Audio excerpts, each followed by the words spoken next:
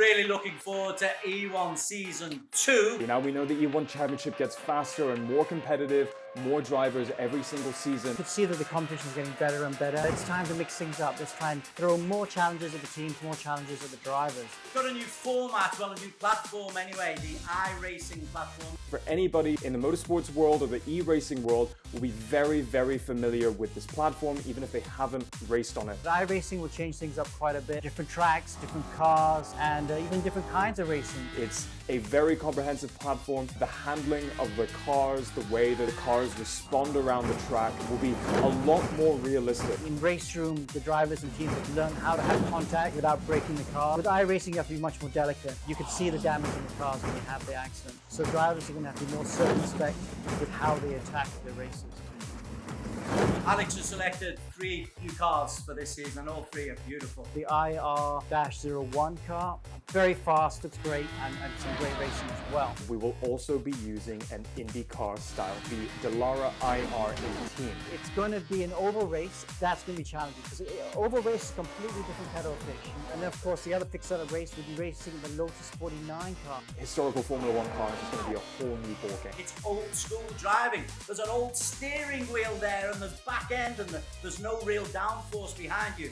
That will be a real test, particularly for those younger kids who are coming in. If we've got any young teenagers, guys, this is what driving is all about. So new for season 2, obviously the production is really top notch, but we're going to make it even better. We're going to have even more exclusive content behind the scenes. It's going to be a 2.5-hour production, so there's more time for analysis and detailed examination of what the teams and drivers are doing. The commentating team is the same. We've got Des and Ammo out there, myself as well. We also have a new range of host lineup. At the start of the season, we have Adam Carruthers who will be joining us. Hi, my name's Adam C, and I'm the new host for the E1 Championship. I mean, I talk a lot about football, but really, I'm a fan of all sports, including e-racing. It's going to be dramatic. We're going to have the best races, and it's going to be more exciting than all the previous seasons combined.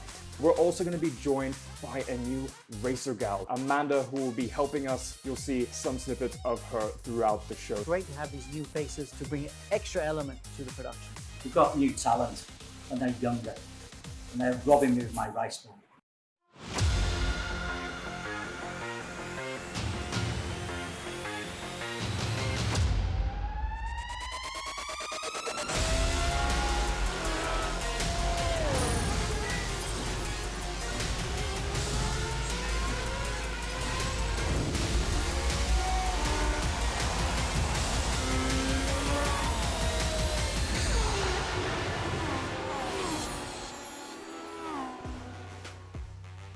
Welcome to E1 Championship Season 2, the most premier sim racing championship brought to you by Evo Club Car Insurance, a pro mileage where you can save 40% off your next car insurance renewal. Find out how much you can save at evoclubinsurance.com. My name is Adam Carruthers. It's a real honor to be here, a real privilege. And we also have the race director, Alex Young, as per usual, alongside me. And on the commentary team, Des Corkill and Amir Hazik, aka Ammo. Gentlemen, hope we're all prepared for today. And in case you're wondering, yes, E1 Live Races is happening every Wednesday, 9 p.m. on the EGG network. You can follow us on E1 Championship Facebook and the EGG website as well. Alex, the growth of e-racing has been phenomenal. Yeah. I mean, esports full stop. But as the race director, we know what you can do on the track in real life. But how good are you in a simulation? I'm terrible in the sim. I'm a little bit old for this, but I recognize the importance. And actually, I have been getting on the sim a lot more the last year. And that's what's happening worldwide, you know, because simulated racing is the future. And you can do so much more with it. And you see a lot of the old boys getting on the sims now. And, I mean, some of those names that we've seen in real life racing, have you spoken to any of them about the realism that you see now in a simulation? I mean, it's just getting better and better. Yeah, I mean, it is getting better and better. But it's especially important, obviously, during the pandemic because there's no motorsports going on here, especially here in Asia. In Europe there is, but nothing over here. But we also don't have the infrastructure here, so this is the only way you can really get the hours in. And if you believe in the maxim that if you want to become world class at something, you need to do 10,000 hours on it, the only way to do that is on the simulator. So we see a lot of real life drivers doing it and making the transition. Even in Formula 1, you got all the new boys that you know about, Lando Norris and Max Verstappen. They're on sims since they were kids. But the old boys like Fernando Alonso and even recently Lewis Hamilton have been getting on the sim. Okay. Well, let's talk specifically about why we're here today. It's a brand new season. But before we touch on what we can expect, let's reflect on what's already happened.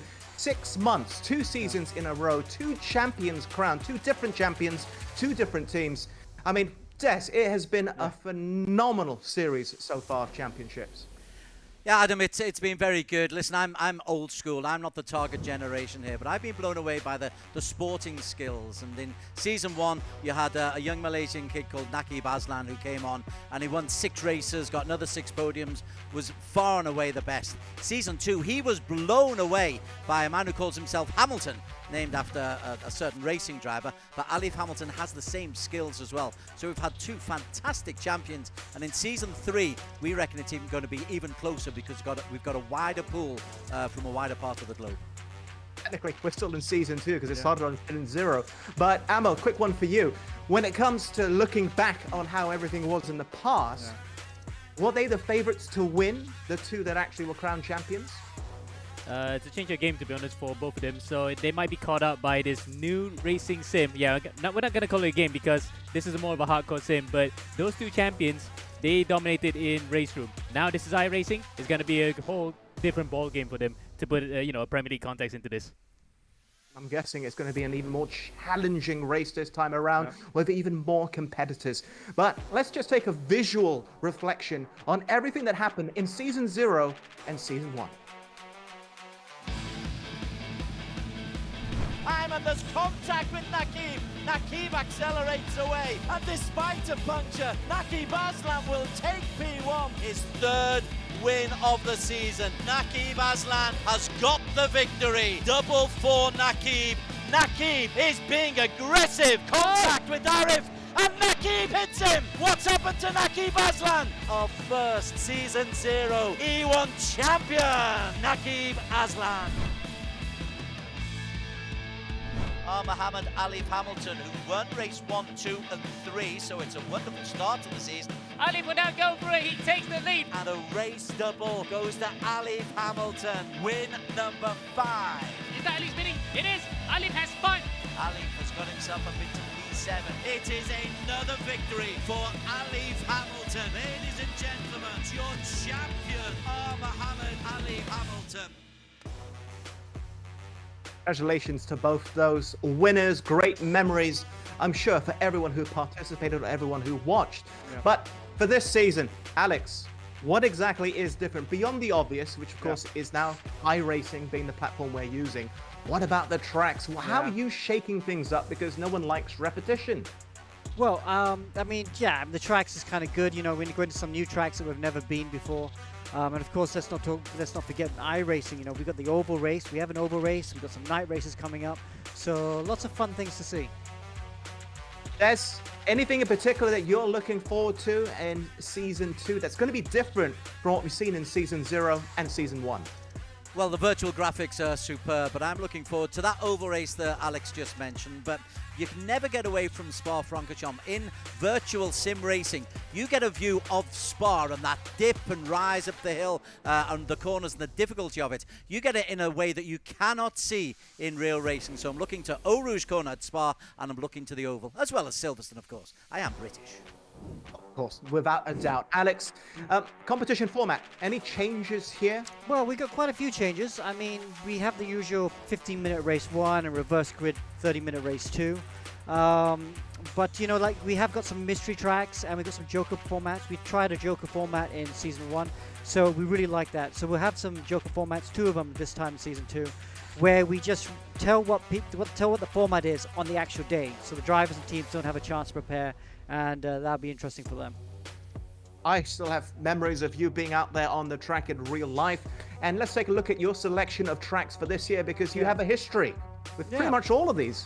Yeah, I've been through all of them actually, but yeah, let me start off with Interlagos. We've never been to South America. This is a rough ride. We're going to see it tonight. A lot of elevation changes. Track that has a lot of accents actually. Very tricky indeed. Then from Interlagos, we stay in the Americas, but we go north. We go to North America, Canada in fact. Gilles Villeneuve circuit. We've never been there before as well. Slipstream Fest. This will be a lot of fun. And then we go to that track we're also keen to go to, which is the Oval. Indianapolis. This will be in the IndyCar. Flat out racing. It's going to be so much fun. Then we hit the mystery tracks. One mystery track for round 4, and then we come to round 5, which is Spa-Francorchamps. Of course, we have to go here. We always go here. Best track in the world.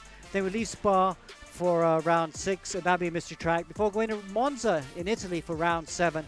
This will be very similar to Canada. Again, a lot of overtaking, and it's will be a historic track where we go around the banking as well.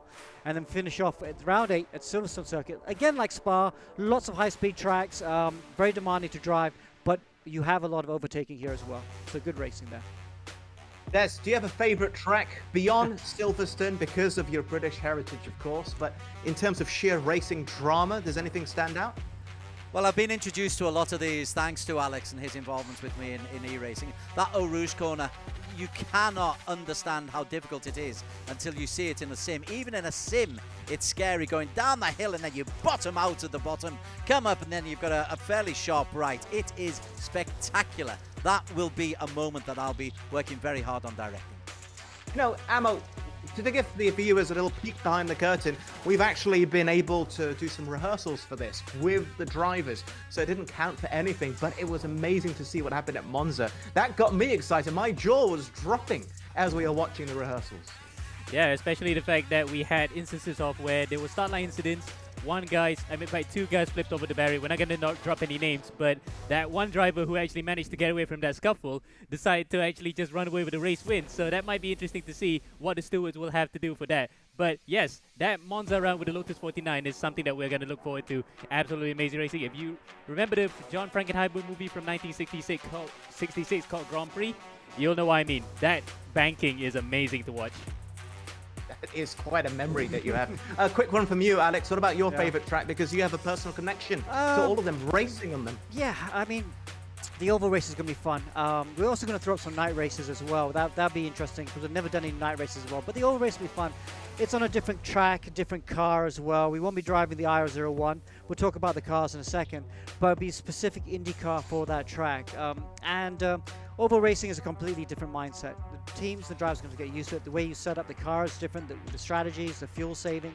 And you have to approach it with a very calm way. You can't ever attack that kind of track because if you do, you end up in the wall. And it's going to be seeing who has the discipline to do well there. We'll also have to see which cars will adapt the best to the selected track. So let's go through the 3 you've gone for here, Alex. Yep. 2 very modern-looking cars and 1 very retro but still beautiful vehicle. Yeah. Well, we're E1, so we have to go with the fastest car, this Formula 1-esque IR01. We need to do most of the races there. Then there's that IndyCar I was talking about, the Dallara IR18. And of course the Lotus 49. And look how beautiful that car is. That's going to be on the banks. So the Dallara IR01 will be doing most of the races on. That'll be open setup, so the teams will really get a chance to know it. But to make it easier, we've got to fix setups for the Dallara on the oval race, so you don't have to worry about setup. And again, for the Lotus 49, it'll be fixed setup as well for that one race around the banking of Monza. Due respect, I mean, Des, to the Dallaras, they look great, yes, but they're very modern. There's that essence of history that belongs to the Lotus 49 of heritage. Which car excites you the most? Because I can't look away from the Lotus. You've taken the words out of my mouth. I'm really excited to see the Lotus. When I was growing up, that's what Formula One used to be. You had the open top and you had no downforce, real steering wheel, very, very little suspension. So probably a nightmare to drive, but very spectacular. And I'm really looking forward to see how the younger sim racers in particular are able to cope with the old school cars. It's proper driving, boys. Proper driving. Great point you're bringing up, though. So, Amo, for you, how difficult is it going to be to adapt to using something like the Lotus, which has a visible lack of technology, compared to the Dallaras? Yep, the visible lack of technology includes no aerodynamics because after the car was introduced in 1969, that's where we get full aerodynamics. So those cars are going to be absolutely interesting to drive, and for the drivers to drive, for us to watch, especially on the ovals of Monza. where these cars can still reach 300 kilometers per hour, even back in the 60s, is going to be fun to watch virtually. Alex, for the race director's position, you've chosen the tracks and the cars. Is there any advice for the drivers out there about the suitability of the cars, the tires to the tracks that you've selected? Or if you just purposely try to make it as hectic as possible? Well, I mean, there's no advice I could give in. These are, to all intents and purposes, professional drivers and professional teams. They know what they're doing, so they wouldn't listen to me anyway. But, you know, we want the best drivers to win. That's what the sport's about. And because it is a sport, it's not just a lottery. But we want to make it hard for them. We have to challenge them, you know, so that they're fighting all the way to the very end, so that they can the best guys will win, but they'll win in the last corner of the last lap of the season. Okay, we're only just scratching this itch right here. There's so much more that we could get into. So the rules, the format, the track and the car info, and the prize pool. Here's Amanda with the lowdown.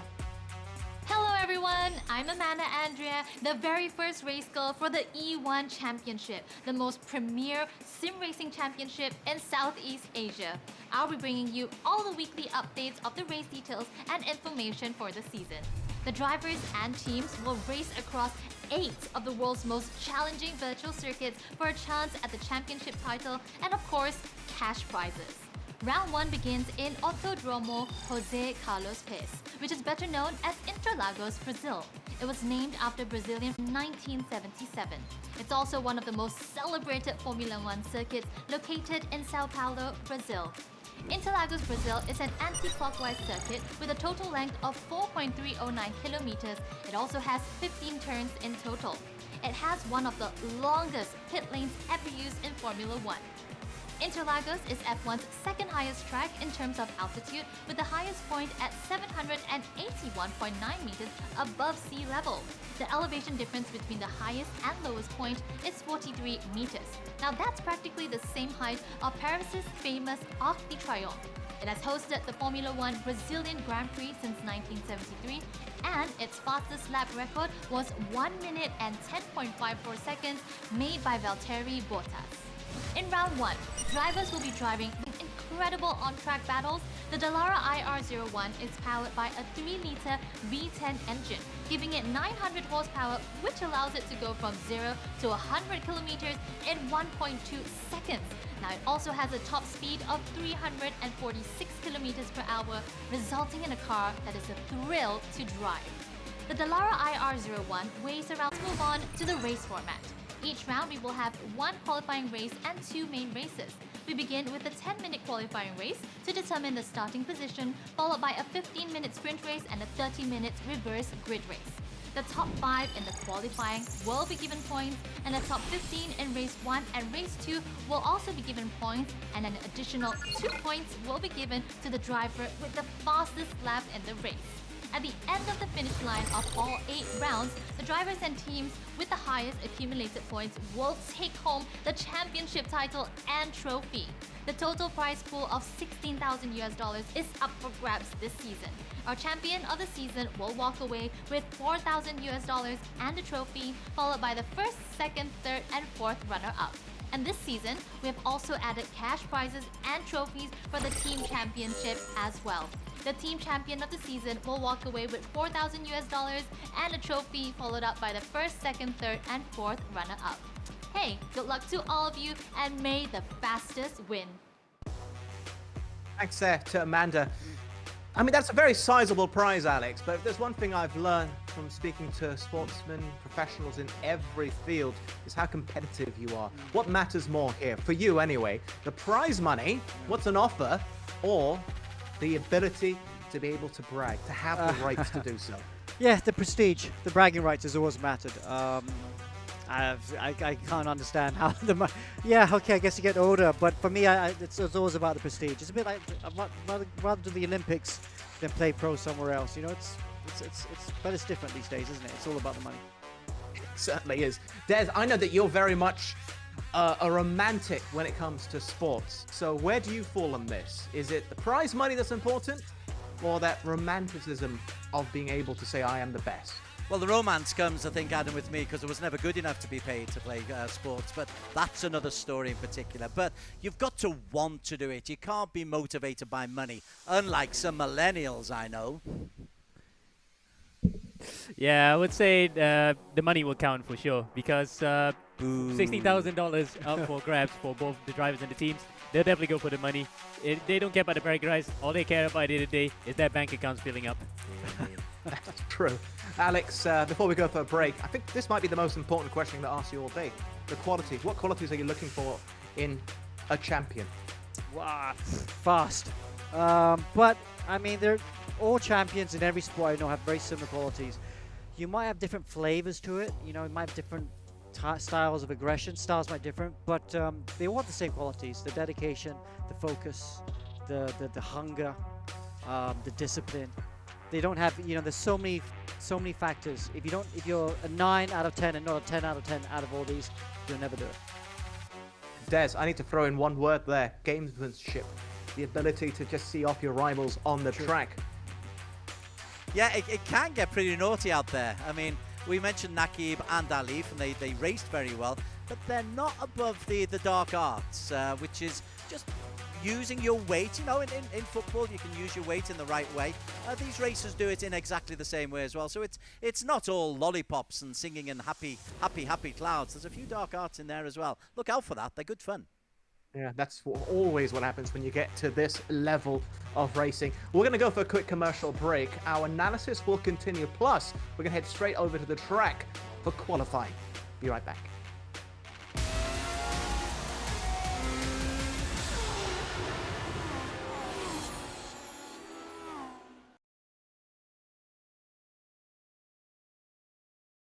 When I switched to pro mileage, I got 47% of savings. I paid $790 for it. Compared to any other insurer, the cheapest was $1,290. Pro mileage was the only one that gave me $5,000 extra value to cover, yet still cheaper. My Volvo XC40 1 year premium 6,000 over ringgit. Then I start taking pro mileage. I say, huh?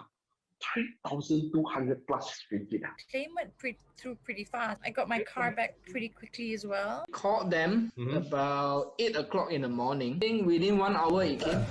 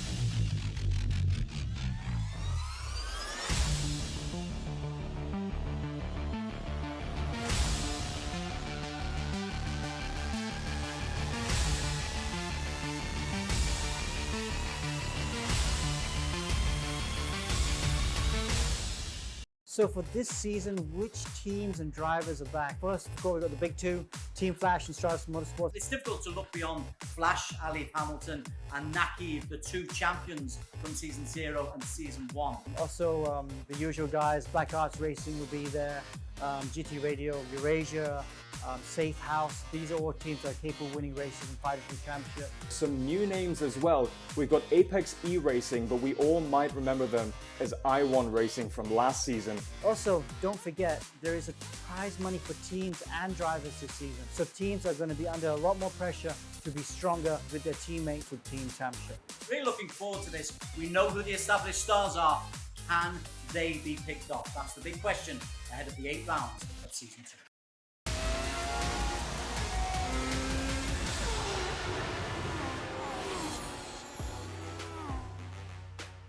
Welcome back to E1 Season 2, Round 1 at Interlagos, Brazil. I can promise you this, in mere moments we'll be heading to the track, but if you're wondering about future episodes, don't worry. Live race every Wednesday, 9 p.m. on EG Network and E1 Facebook as well, so make sure you give us a like and a follow. The most important part of any race, of any championship, it's not the track, it's not the cars, it's the drivers. They make the race. So Alex and Des, talk us through everyone lining up on the grid for this championship. Okay, we have to start obviously with the champions from last season. Muhammad Alif, who was the champion, he's joined by Muhammad Ibrahim in Team Flash. Don't forget, he was dropped by Stratos halfway through Season 1, but he's back and he's hungry to try and win. Stratos Motorsports, represented by Naki Baslan. He's got 10 race wins in E1 Championship. Dominic Ang, his new partner, an experienced Malaysian, will be a good foil for the former champion. And then we have Singapore-based team Black Wolf Racing. Kalen Chin, he'll be one to watch out. Don't forget how many races he won towards the end of Season 1. And Mika Hakimi, who's always been the bridesmaid, who's still not won a race yet in E1 Championship. Potential wild card comes from Philippines. Inigo Anton was 4th in Season 0 of the E1 Championship. He's joined once again by Joaquim Garrido. They are the white colours from the Philippines. And here are the dark horses, Safe House, literally. Miko Nasi, who was 3rd in Season 0, but he'll be back and fighting for the championship this season. And Joshua Thomas, he's one of the best iRacers in the world, so he'll be one to look out for.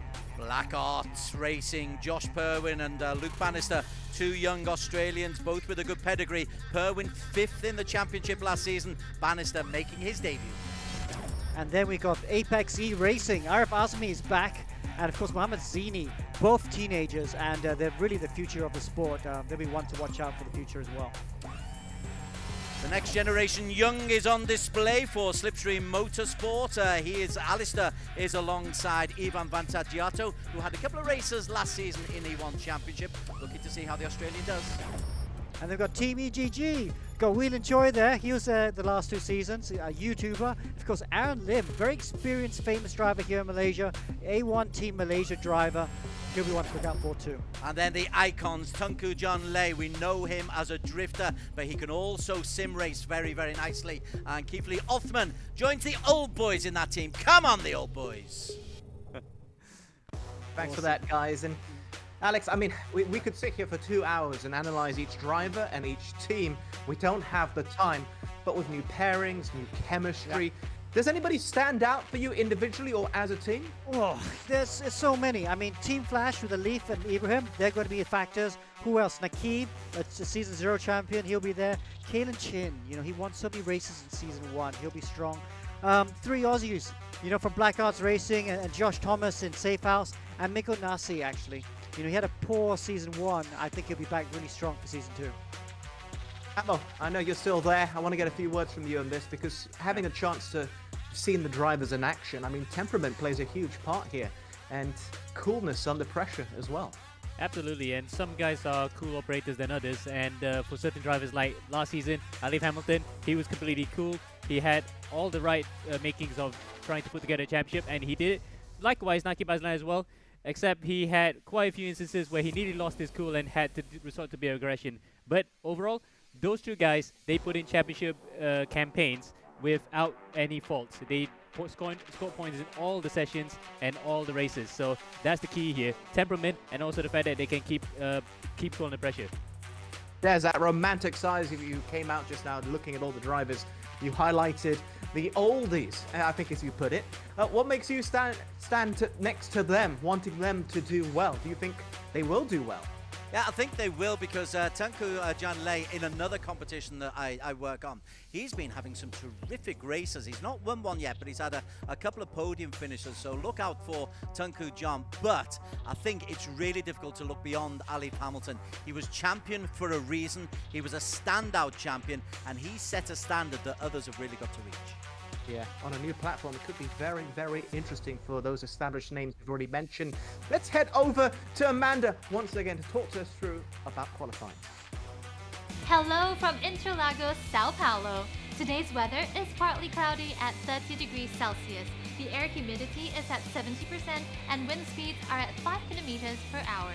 Now the 10 minutes qualifying will be starting very shortly. It is a very important round as the qualifying results will determine the driver's starting position in race 1. Besides that, the top 5 qualifiers will also be given points. And as we know, every point counts, and every race will make or break their standings. Now let's hear some thoughts from the team in the studio. Okay, yes, just a reminder that the Premier Sim Racing Championship has got a sponsor, Evo Club Car Insurance. With Pro Mileage, you can save up to 40% on your car insurance. I'll have a little look at that. EvoClubInsurance.com, the place to go. The place we are going now is the qualification.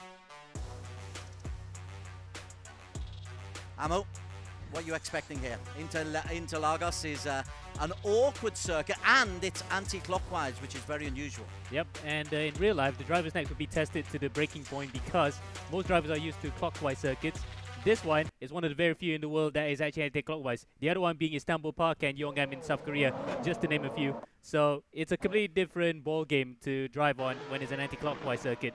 But I think these guys can actually handle it. It's no problem because especially in virtual racing, you don't use the neck that much. We've got a 10-minute qualification window, which obviously sets the grid for race number 1, which is a 15-minute sprint race. Luke Bannister first out here. He's one of these new Australians who we are anticipating will raise the standard even higher than it was in Season 0 and Season 1. Let's have a little look at how he goes around Interlagos. Can you maybe just talk us through his circuit? Yep, we'll wait until he gets back around to the start-finish straight to actually really take a lap around the circuit. But Bannister is one of those guys that we had attacked yesterday during the rehearsals, and he was quite stoic, to be honest. I hope he can actually catch a bit of a smile if he were to actually win here today. But he is actually, judging by the looks of it in pre-season, he just wants to throw the gauntlet and get on with it. So then, coming up to the final sector now. This is about turn 12, turn 13 out of Jun Sao, into the start-finish straight about in a few moments' time. Past the pit lane, and we're on here for a lap around these Autodromo Jose Carlos Pache, or otherwise known as Interlagos. Coming up to the center assist. This is second or third gear, depends on how confident drivers are on the throttle. And look at that, that's actually quite fast. That's how fast the car gets out of there, through Curva do Sol, and that will be probably the end of sector 1 by about here. We go to Descida do Lago, which also means Lake Descent in Portuguese. This is where Max Verstappen's dad, Jos Verstappen, had an accident with Juan Pablo Montoya where he rammed to the back of him. Both drivers had to retire at that time. Coming out to turn 6 and 7 and 8, this is full commitment. It's almost full throttle because these cars' aerodynamics are actually really that good that it sticks through. Look at that. Not much histrionics there. It's just well planted. Through turn 9 and coming out to turn 10, this is Bico de Pato, aka the duck bill in Portuguese. Another crucial part here where you can get overtaking done, unlike what happened to Alex Albon and Lewis Hamilton back in 2019, where Albon got punted around by Hamilton. And speaking of Hamilton, this is coming out to the corner that where he won his first World Championship, aka is that Glock corner, and is a crucial part of the lap where you can actually get a good exit.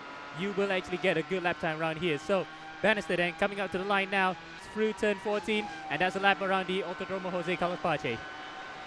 And his lap time will stretch up. He goes fastest. He's the first one out, and immediately Mohamed Ibrahim puts in a 1:07.51. Now, Mohamed Ibrahim, we've not really spoken about him, an Indian racing out of Kuala Lumpur, but he was involved in a contretemps last season where he was forced to swap sides. But this fella has got some real talent. Indeed. You might say that working personally wise, it might be a bit of a handful because, you know, very fast driver, they tend to have these kind of like mentalities where it's different than others. But in terms of talent, there's no question. And look at that. 9/10 up on Mikko Nassi in the first round of the season in qualifying. He really is throwing the content right now. He means business. That is a really, really quick lap. It was a 1:07.51.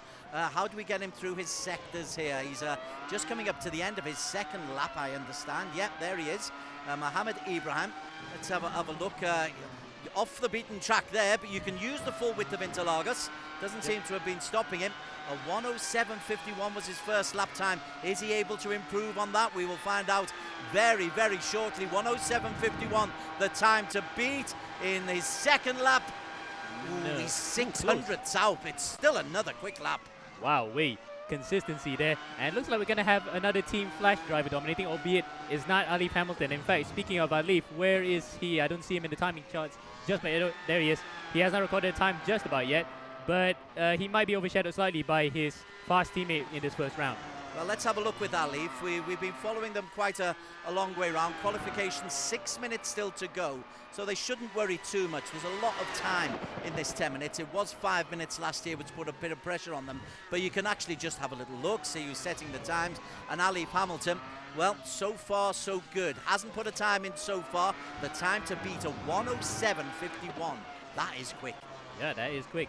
And I would say these are a bit like pre-season jitters. In fact, to put it in F1 perspective, we haven't had Interlagos as the opening round of the championship for Formula 1 since 1995 because we're so used to it happening towards the end of the season. So for this to have a bit of synchronicity towards that, it's quite nice to see. So pre-season jitters wise, yeah, you might say that it's only early doors. It's just like they're trying to get used to the game so far. And Interlagos is a completely different track for all of them, having been on racing for the last couple of seasons. He's just coming round at shot. So the elevation here, it rises up about 40 or 50 meters from the highest point to the lowest point. Does that reflect itself in the game? Yeah, it does actually. In fact, all the tracks in iRacing, every one of them are laser scans because iRacing have the technology, and that's why we have that kind of accuracy up to, if not mistaken, 20 millimeters. That's how close the accuracy of the circuits are in iRacing. And for Interlagos, in this case, it's a bit of an older scan. In fact, it was one of the very early circuits that appeared out in the games. In the sim. I should say sim, because if I say game, I might be on the bad side of a lot of iRacing folks. But this sim has had this track for a long time, and we will probably hopefully see an update of that circuit one day. Alif was more than a second down on Mohammed Ibrahim. Ibrahim has just blown this field away. A phenomenal time by Mohammed Ibrahim. And to put that into perspective, I think he's so confident that lap time, he's actually pitted in. He will not want to actually improve that lap time. He knows that he's already good enough for pole. So 9/10 ahead of this guy, Nico Nassi, as we look at Alif Hamilton in the inset. Bannister's just posted a quick time. Okay, Luke Bannister, we followed him very early on, and Bannister has posted a 1:08.37. It's still nearly a second down. How do you explain that form from Ibrahim? Because he came into the sim very, very late. I think you might say he's back with vengeance after what happened last time out in Season 1, where he got, well, not acrimoniously dumped, but for personal reasons we cannot mention, he was removed from the Stratos team. Now, he's back here with Team Flash, the defending team's champion, 8/10 ahead. That's just saying, it's an absolute statement. If you guys want to beat me, you have to beat me fair and square and fast. Luke Bannister, we're with him at the moment, will just break away from Luke and go on to his teammate Josh Perwin. Josh Perwin, same vehicle, but different white gloves. And Josh Perwin's got himself into P3 at the moment, as Nassi's just posted a 1:08.32. Perwin a 1:08.36. So this Australian challenge is looking pretty strong, because Alif is out of the reckoning at the moment. And let's have a look at Naqib Aslam. He's only P9 at the moment. There's only Ibrahim inside 108. Yeah, I was about to put that out there. Only Ibrahim is in the 107s, and it's in the mid 107s exactly, 500 there. So really, he's the only guy that has actually got this track and car combo nailed down. Unless Bannister can have a say in that. Nope. He's the only one who's still in the 107s. Perwin's just gone P2. Perwin's just gone P2. Close to a 107s there. Luke Bannister and Josh Thomas. There are 3 Aussies on the first 2 rows of the grid. Right, where are we? Alif Hamilton. I tell you what, son, your crown is under real challenge. Let's see what kind of fast lap he's able to put this time around. There's only 2.5 minutes left in qualification. So he's got this lap and maybe one more to get into the top 5 and the point scoring. Alif Hamilton currently a 1:08.67, his best lap time. Where is he at the moment as he comes around this left-hander, goes on to the final left-hander? Talk to me about his style at the moment. Smooth as usual, as we can see as he comes up to the corner that lends his favorite driver's name, which is Lewis Hamilton's Koneke himself, he looks as though he's struggling for pace here right now.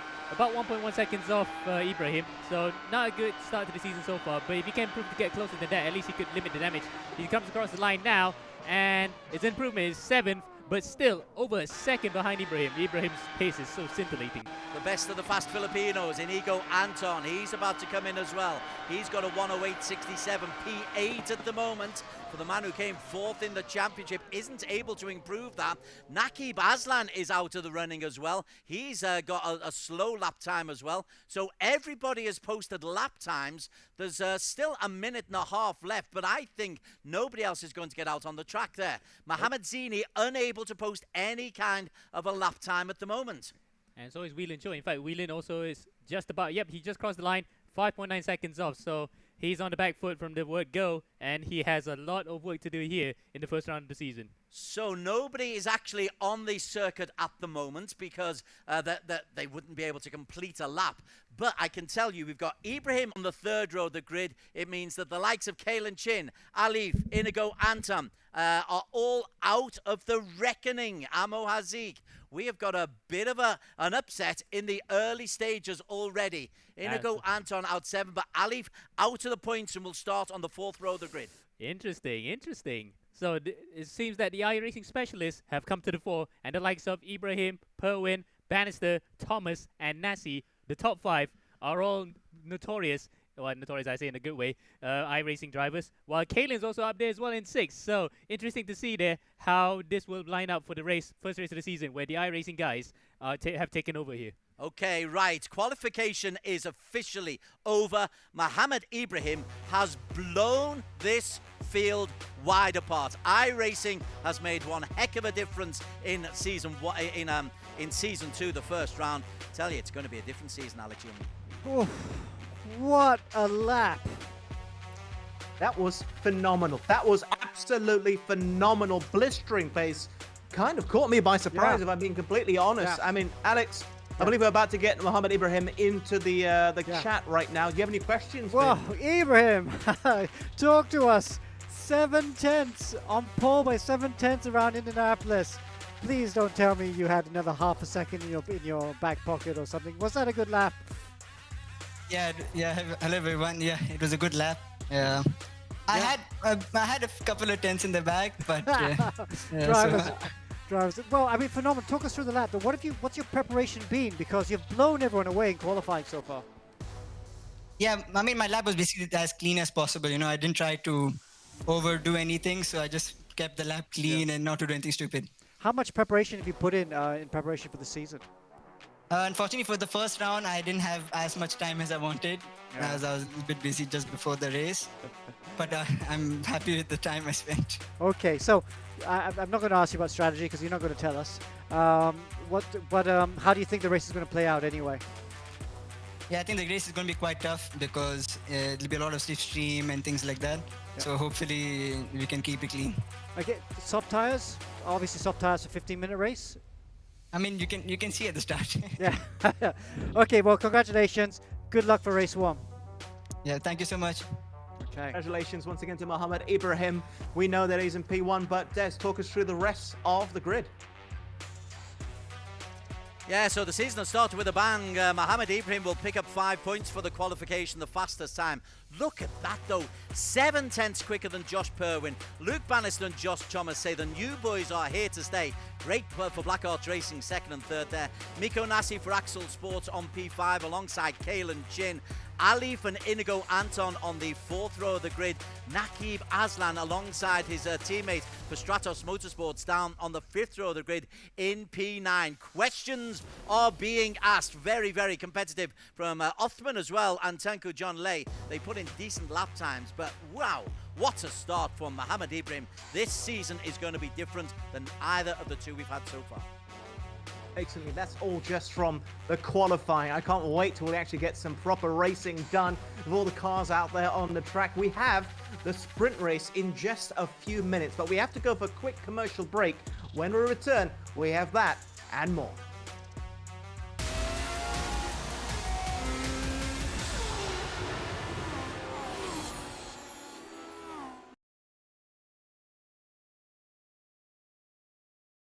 When I switched to pro mileage, I got 47% of savings. I paid 790 for it. Compared to any other insurer, the cheapest was 1,290. Pro mileage was the only one that gave me 5,000 extra value to cover, yet still cheaper. My Volvo XC40 1 year premium 6,000 over ringgit. Then I start taking for mileage. I say, huh? 3,200 plus ringgit. Claim went through pretty fast. I got my car back pretty quickly as well. Called them about 8 o'clock in the morning. I think within 1 hour it came.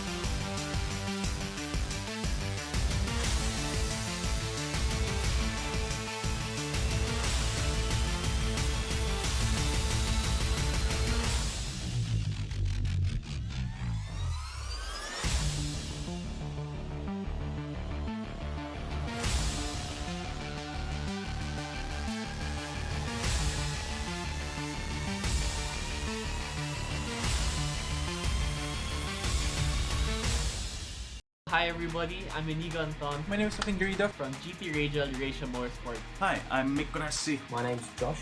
From Safe House. Hi everyone, my name is Ivan Vantajato.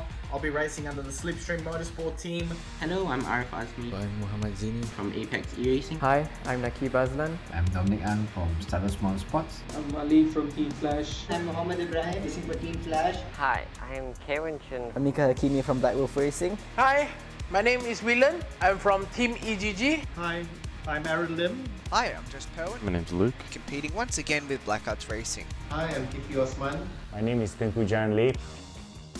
Really looking forward to season 2 of the E1 Championship. Better, stronger, and quicker with my whole team. Watch out for us, we might surprise you. We are super thrilled to be here. Looking forward and excited. This is going to be a fantastic season. Do look out for us. I'd like to thank Alex Young for inviting me to join the race. New season of E1, new team. Let's see how we do. That Kalen that you fought against at the end of season 1 is the Kalen you're going to be fighting against the entirety of season 2. I'll see all the other drivers out on track. We shall see when the 5 lights is out. See everyone on track.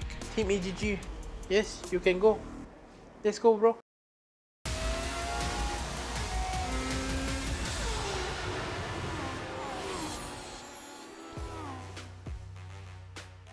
Hi, welcome back once again.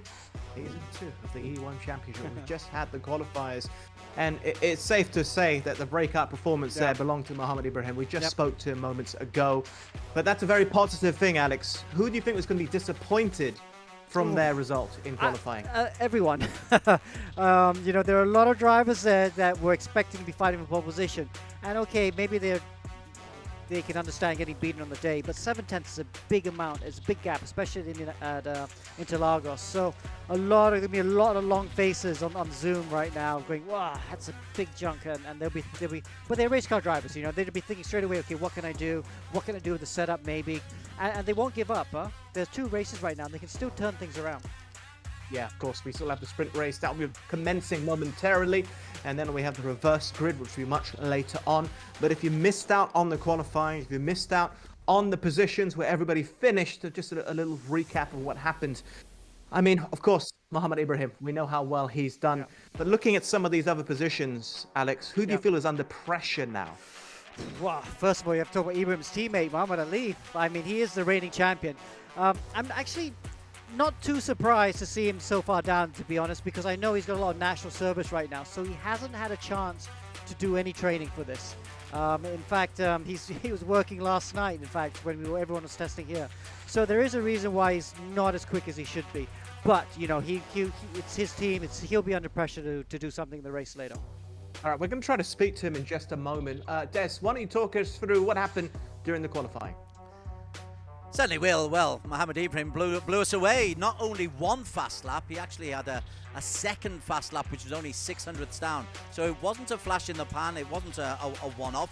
What really impressed me, though, was where the new Australians, Josh Thomas and Bannister, came through and got themselves into really good high positions. They got points, as well as Josh Perwin. Josh is somebody we always expect to do better than he does. He doesn't smile a lot. He doesn't give away a lot of his emotions. He can be pretty cynical in how he races, but that P2 for him, that'll give him a vast amount of confidence as well. But Nakib and Alif, that gauntlet has been thrown down and slapped in your face.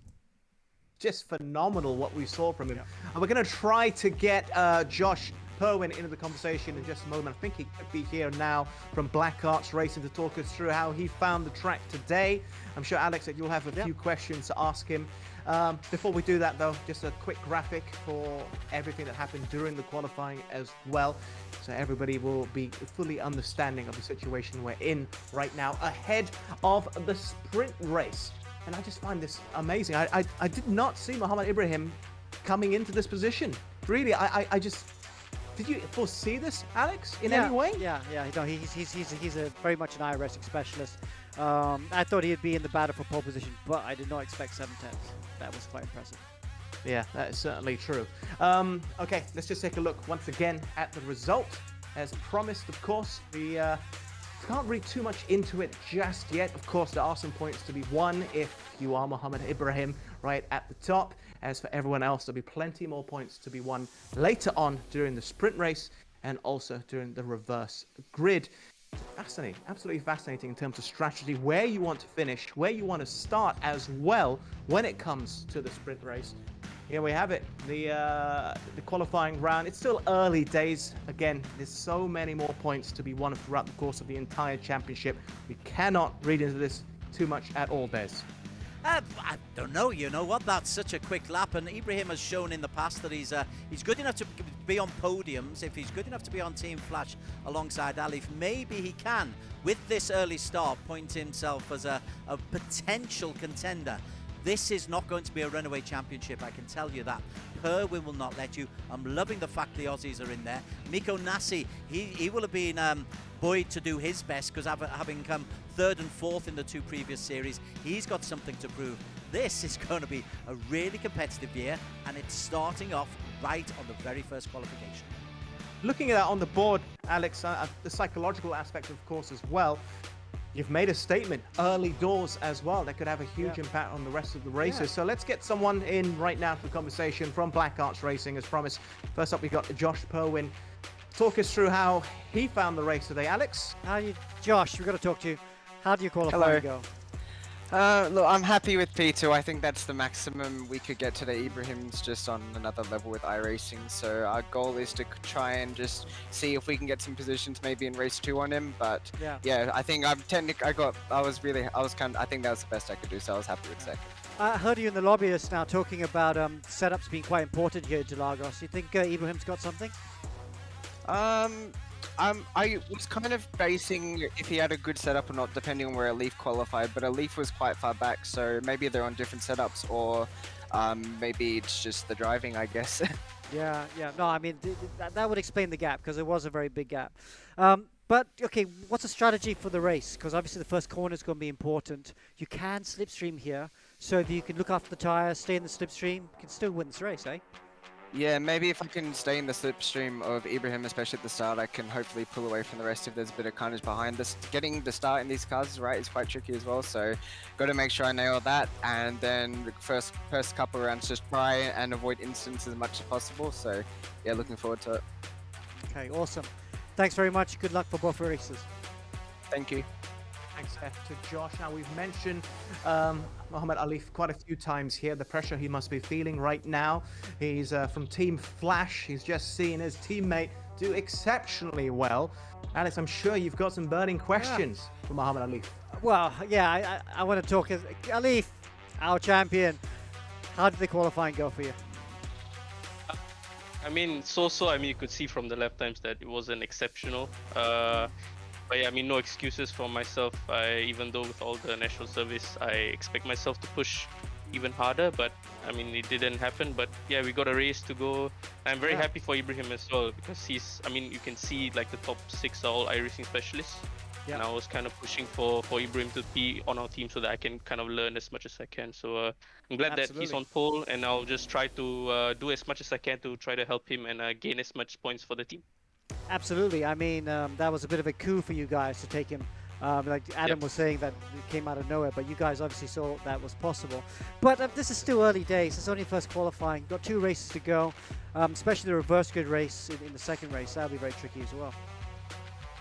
Yeah, very much. I think it depends on where we finish. I think in race 1 and how good of a start and how we manage our tires. I think that's going to be key because the temperatures are 37 degrees, which is very high. So everyone's going to be struggling on that front. So we just try to get as much as we can and limit the damage. Okay, well, good luck for both races, man. Thanks, man. Cheers. Big thanks to Muhammad Ali. Confidence. Alex, I mean, confidence is key for any of the racers out there today. And like you said, he's had his national service. He's not quite as familiar with iRacing as some of the other people that we've seen today performing exceptionally well. Do you think that's going to play a role today? Well, Alif is actually one of the more complete drivers in the region, so his racecraft is very good. He's very good at optimizing that, so I'm going to be interesting to watch that. Doing the one quick lap time is one thing. You've got to think about the racecraft as well and the consistency. Ibrahim's, I mean, he's going to be favorite for the race 1 win, I think, because 7/10 is a big gap. But, you know, when it comes down to racecraft and maximizing that, looking after the tires, Alif will be right there. So he'll be quietly confident he can get something from both the races. All right, just a really quick one on strategies ahead of the sprint race. It's going to be starting in just a moment. What do you think? Because you asked that to the drivers. Yeah, it's too hot. 37 degrees makes a big difference in iRacing, so I'm not sure they can make the soft tires last. So we'll see some different strategies, some maybe on the medium tire. All right, we're almost ready for the race. I can't wait for it. First, though, here's Amanda. Congratulations to our top 5 qualifiers. Over the years, Interlagos have witnessed a number of memorable races, from the early wins by Fittipaldi and Pace to Senna's emotional victory in the 1991 Brazilian Grand Prix. And of course, the 2008 race that saw Lewis Hamilton edge Felipe Massa for the World Championship on the final lap of the season. And coming up, it's race 1, the very first race of the season. Who will claim the first podium in Interlagos tonight? A 15-minute sprint race is coming your way. The top 15 will be given points, and an additional 2 points will be given for the fastest lap. Good luck to all. So we are all set for the sprint race. Amo Hazik alongside me for the commentary. We have been blown away by Muhammad Ibrahim. The iRacing platform is clearly a different beast to Race Room as we had in the first two series. How big of a difference? Quite big actually, especially the fact that the iRacing tire physics are way different compared to Race Room's. Race Room's one, they don't really change much compared to iRacing. iRacing, they've had a completely different tire model for every single build per season. So it's completely different, and the way the cars handle are absolutely different as well. So for these drivers who are used to racing for the past couple of seasons, it's a bit of a culture shock for them to go into iRacing. Okay, let's go over to Interlagos. A change of A change of sim. I nearly called it game then. I'm listening to you, Ammo. I do listen to you. Mohammed Alif is the man who is under the most pressure. The race will get underway in about 25. Oh, well, the race is soon to get underway. The grid shows on the left-hand side. The left-hand side graphics will show you where we are in terms of the race positions. The grid will come up in just a moment, but Ibrahim and Josh Perwin on the front row, the grid. There we go.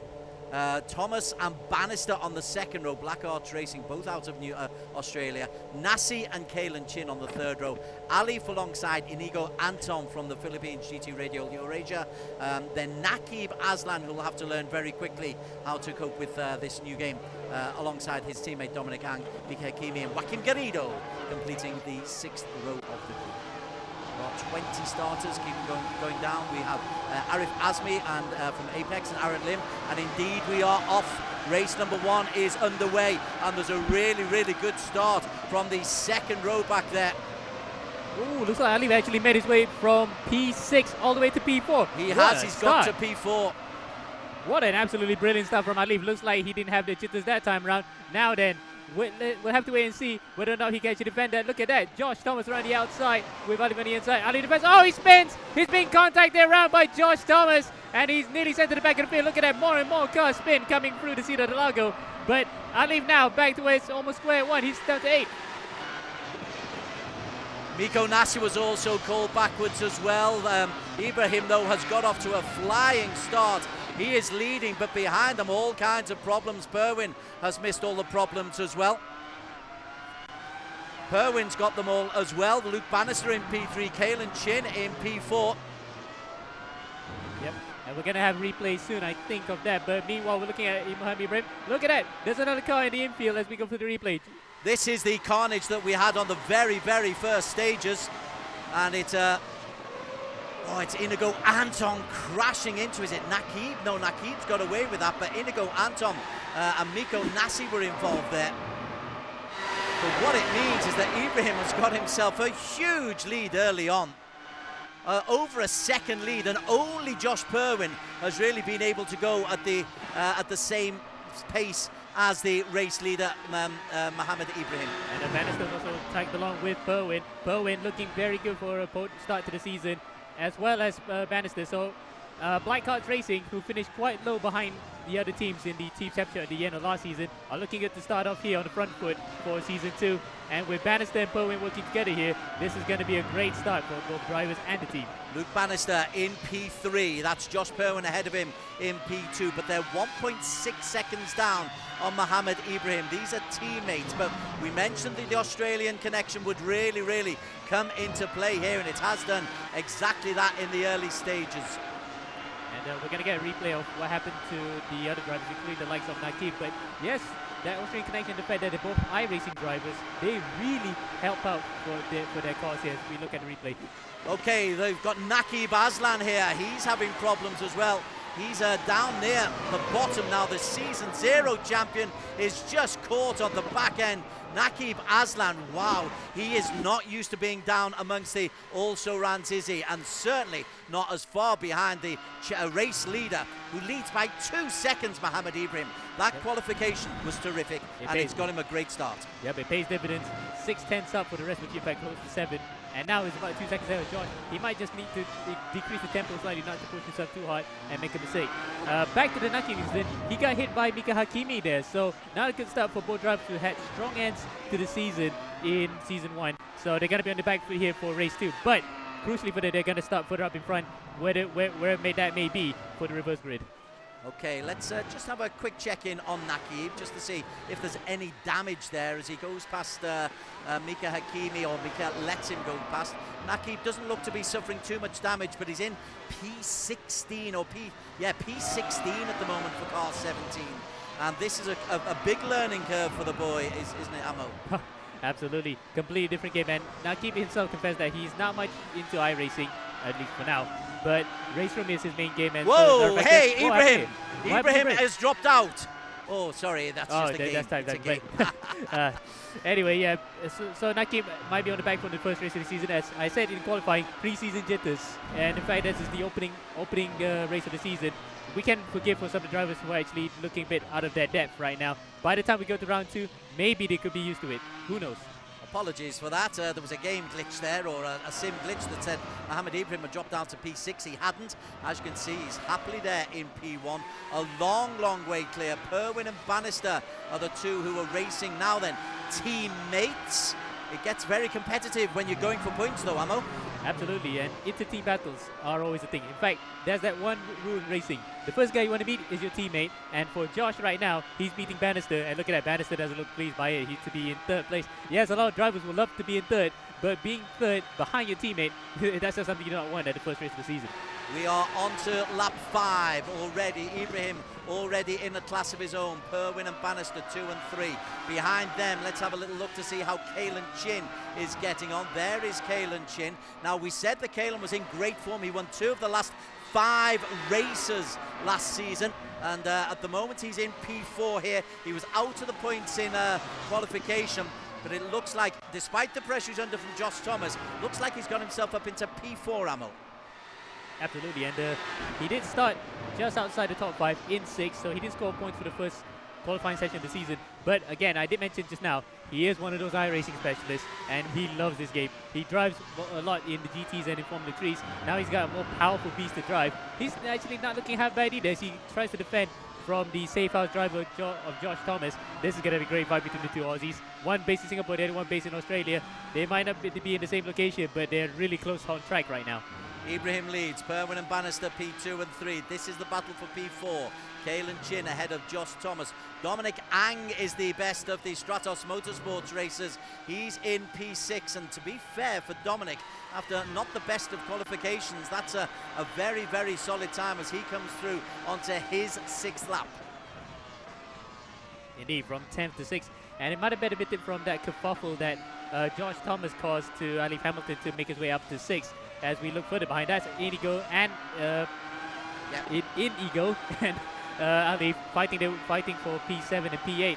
Looks like Alif has not really covered much after dropping to P8. Now he's on the back of Inigo. Oh, he goes on the inside, coming to the Interlagos, and he makes that move stick. That's a good move there. Inigo defended initially, but he just left the door slightly more open, and Alif needed no second invitations. He says, thank you very much. Now he can make his way back up, albeit he's where he started, P7. He is in P7, but that was a neat bit of overtaking. It doesn't take him long to learn the secrets of iRacing. So Inigo Anton currently in P8, and he's got the problem of looking back on Alif Hamilton. But the differential between Alif and the top 5 is quite a big one. He's 6 seconds down on Dominic Ang. Further down, Miko Nasi was looking pretty good. He was fast in qualification, but he's been involved in a couple of incidents. And Miko, well, struggling a little bit in P9 at the moment, Amo. Yeah, indeed. And the fact that where did he qualify 5th? So that's a big, sharp drop. And probably because that incident in Interlagos at the opening lap of the race was probably the cause of why he's actually at the bottom of the top 10. Looking at the camera there, I think he's looking at where the other drivers are in relation to him. But not a good start to the season as well for a guy who is also predominantly iRacing specialist. How about my favourite, Tunku Jan? Here he is in P11 at the moment. If he can get into top 10 positions, I think he'll probably be fairly happy. But at the moment, his fastest lap time, a 1:11.04, which was his last lap. So he's about 1.5 seconds down on Mohammed Ibrahim, who's a long way clear up at the front, but lapping pretty consistently, John Lay. Yeah, absolutely. And in another race that we've already covered, he was actually doing quite well in that class, but albeit it was an older, more classic class of car. He's doing quite well here in high-powered single-seaters. Up in just outside the top 10, he's trying to chase Zini for that, but he's going to be under huge pressure from Garrido. So the battle for 10th here is still pretty much on for, well, it's not points, but for the bragging rights of at least to be in the top 10 the first race of the season. It's Joaquim Garrido who is just behind him. Naki Baslan has got himself up into P13 now. I think we just need to go and have a little look at the race leader, Mohammed Ibrahim. Ibrahim is 3.4 seconds clear, and he's already actually lapping one of the EGG cars. I'm not sure whether that's Harry Lynn or it's Whelan, is it? Yes, that's Whelan. So Whelan, you can see +1 on his lap. In fact, we've already had 2 retirements, I think, because we don't see Kefli Hoffman or Alistair Young in that graphic. So first of the proper guys to be lapped for this season is Whelan. So there's Whelan. Looking at, he's sawing his way through the wheel. It looks like he really puts a lot of effort on the wheel, and look at that, a big lockup there. Luckily for him, there's no flat spots in iRacing, so he could get away with that. A best lap time of 1:14.41, which is relatively competitive, unless you're racing against Mohammed Ibrahim. We are approaching the final 5 minutes as another racer goes past. I think it's Josh Perwin who's just gone past Whelan Choi. Let's just to see how Josh Perwin is doing, because it seems like Josh has been able to drop Luke Bannister. Bannister was very, very close to him at one stage. Not the situation now. Yeah, looks like Josh has managed to curb off the advances of his teammate Bannister, and Bannister now more than a second behind. So whatever happened between the two of them, maybe not a collision, but maybe a mistake from Bannister that has allowed Josh to get away. So Perwin then, he's on his way to a pretty comfortable second and a very good start to the season. He hasn't had too many of those in the first 2 seasons of E1. There is Bannister closing up just a little bit. The differential is it's about a second and a half. So not bad for Bannister. I tell you what, he looks very, very calm and collected in the bottom right of the screen, racing out of Australia. Further down, let's have a look to see if our Muhammad Ali Hamilton's been able to make up any ground on Dominic Ang. The answer is no. In fact, he's under pressure still from Inigo Anton from the Philippines. And now Anton has actually made his way up to 8th place here. Something happened between the top 10 there. In fact, we look at Zini in top 10. Something happened to Jan Lei, so Lei might have actually spun it somewhere. In fact, on our timing screens, it looked like he actually crashed with Garrido. So we thought that was going to be a good finish to the first race of the season for Tengku Jan, but unfortunately that has gone up in smoke. 4.5 minutes still to race. Ibrahim still leads by a country mile ahead of Perwin and Bannister and Kalen Chin. Just quickly, let's have a mention of those we've not talked about so far. Ivan Vantagiato struggling a little bit down in P17. He'd love to get in the points. Aaron Lim is the man just in front of him in the yellow. He's one of the EGG drivers. Real life driver, of course. This will be his first little opportunity. Vantagiato currently P17, Aaron Lim in P16. How's the real race driver doing? Doing decently well for a fact that the guy is not used to iRacing at all, but I think with a couple races in, he might just be into the swing of it straight away. Battling with Vantagiato, and Vantagiato, remember, he raced in season 0 of E1, and he was a bit all over the place, to be honest, let's be fair to him, in race room. But in iRacing, he seems to be quite well, and he's doing well for himself there, albeit in 17th. As long as that they all finish, they can build up that confidence for the rest of the season. Naqib Aslan has got himself up to P11, and he is challenging on the shoulder of Mohamed Zini. So it might not be a lost cause for Naqib Aslan, the season 0 winner. It'll be a low number of points, but any points you can get on the board can be useful as he looks on the inside as Naqib. It's Zini who is defending. Let's have a look back from Zini and see how close that is. Real pressure on Zini. Very close. And in fact, Zini probably didn't have the most track time on the old drivers because he actually, during the practice service that we had, didn't really compete that much laps. So for him to be top 10, starting in 20th, is an absolute achievement. But now he's going to get that 10th place taken away by Naqib. He goes onto the inside, coming out to the center S's. Easy move, very typical move here in Interlagos. So Naqib Aslan moves into the top 10. That's a good recovery from him. Let's go back to our race leader and just see how far clear he is. Nearly 4 seconds is the answer, using the full width, and he's been pretty perfect. His last lap time of 1:09.81, but his best lap, he's the only person inside 1:09 at all, so he's going to pick up bonus points for fastest lap as well. And he's coming across the line here to probably finish the race. Yeah, I think, no, not yet. Maybe just one more lap around Interlagos and we're done. In fact, the timer at the top of the screen just now was actually counting when we were running through the grid. So presumably, this is actually the actual final of the race. And Ibrahim there, the class of the field. No superlatives can describe how impressive he has been so far. 3.5 seconds ahead of the rest of the field. He's shown that this guy is the one to beat for the season. In second place, Perwin is still holding off Bannister by quite a margin, actually. This is a really good race by Josh Perwin.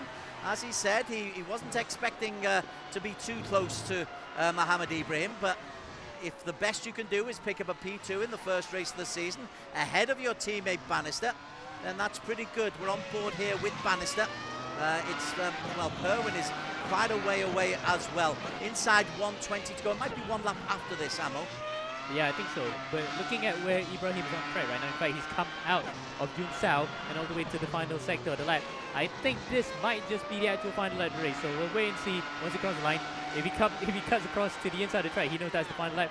I think it is. The check flight might be out for him. And there it is. Checkered flag comes out for Mohammed Ibrahim. Oh, white flag. That's white flag. Sorry, that's white flag. Final lap of the race. Yeah. So Yes. we're following the IndyCar and NASCAR way of doing it. So Thank white you. flag. My apologies for you. I listened to you, Amo, last time I do that. Mohammed Ibrahim, this though is almost a lap of honour. It's a 2.7 second lead for Mohammed Ibrahim. He has been impeccable.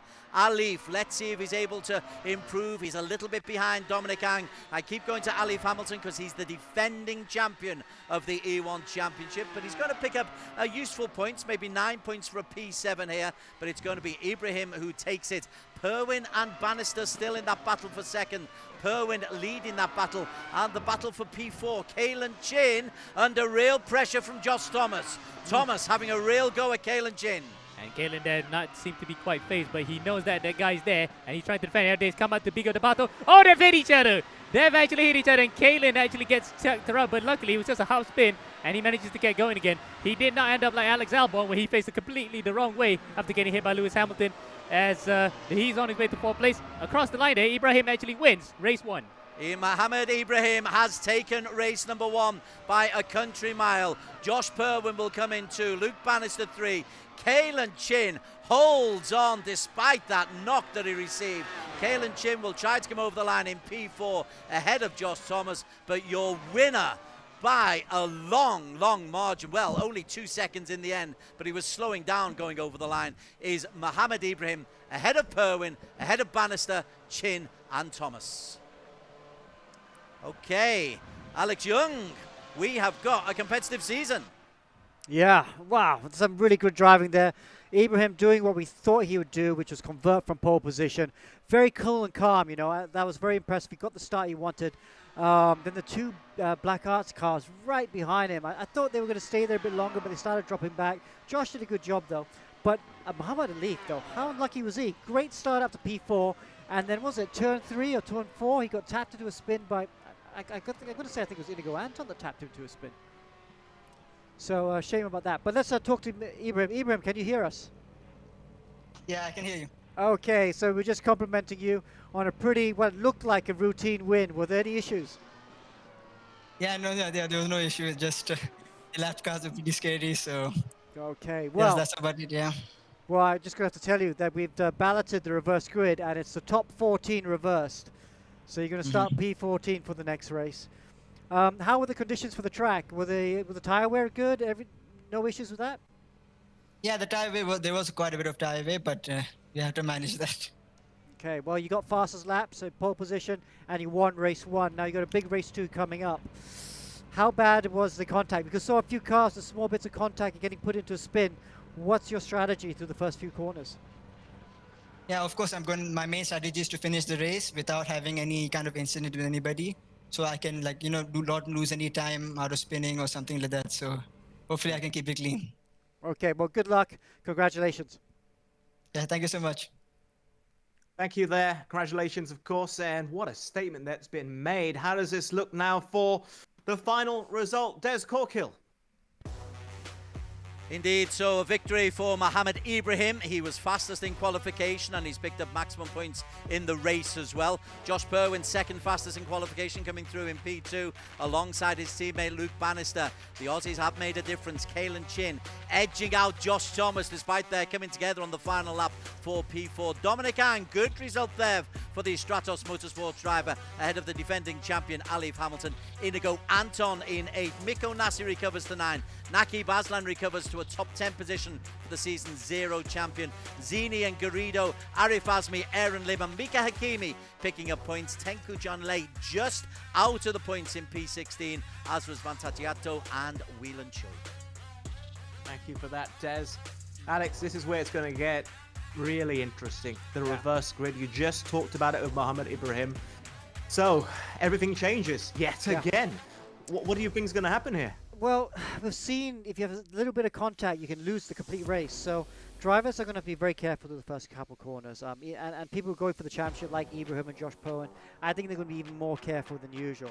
Obviously getting a good start, minimizing the wheel spin, not slipping the clutch too much, make a good clean start, maybe take a couple of people off the line would be nice.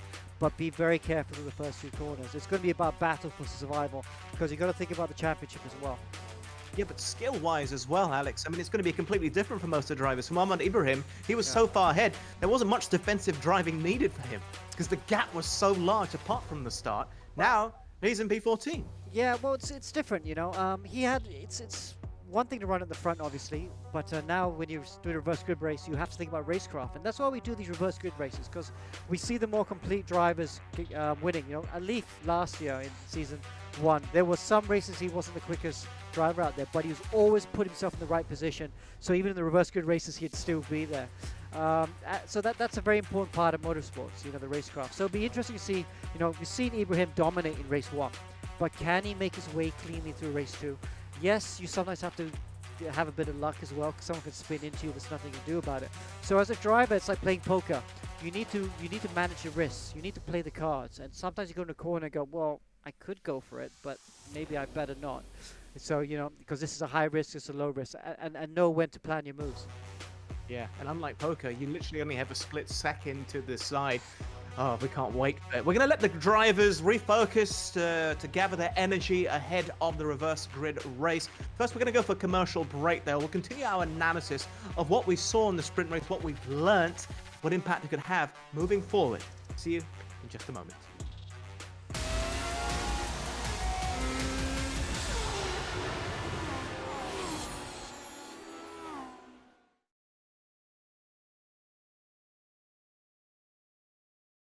When I switched to Pro Mileage, I got 46-47% of savings. I paid $790 for it. Compared to any other insurer, the cheapest was $1,290. Pro Mileage was the only one that gave me $5,000 extra value to cover, yet still cheaper. My Volvo XC40 1 year premium 6,000 over ringgit. Then I start taking Pro Mileage.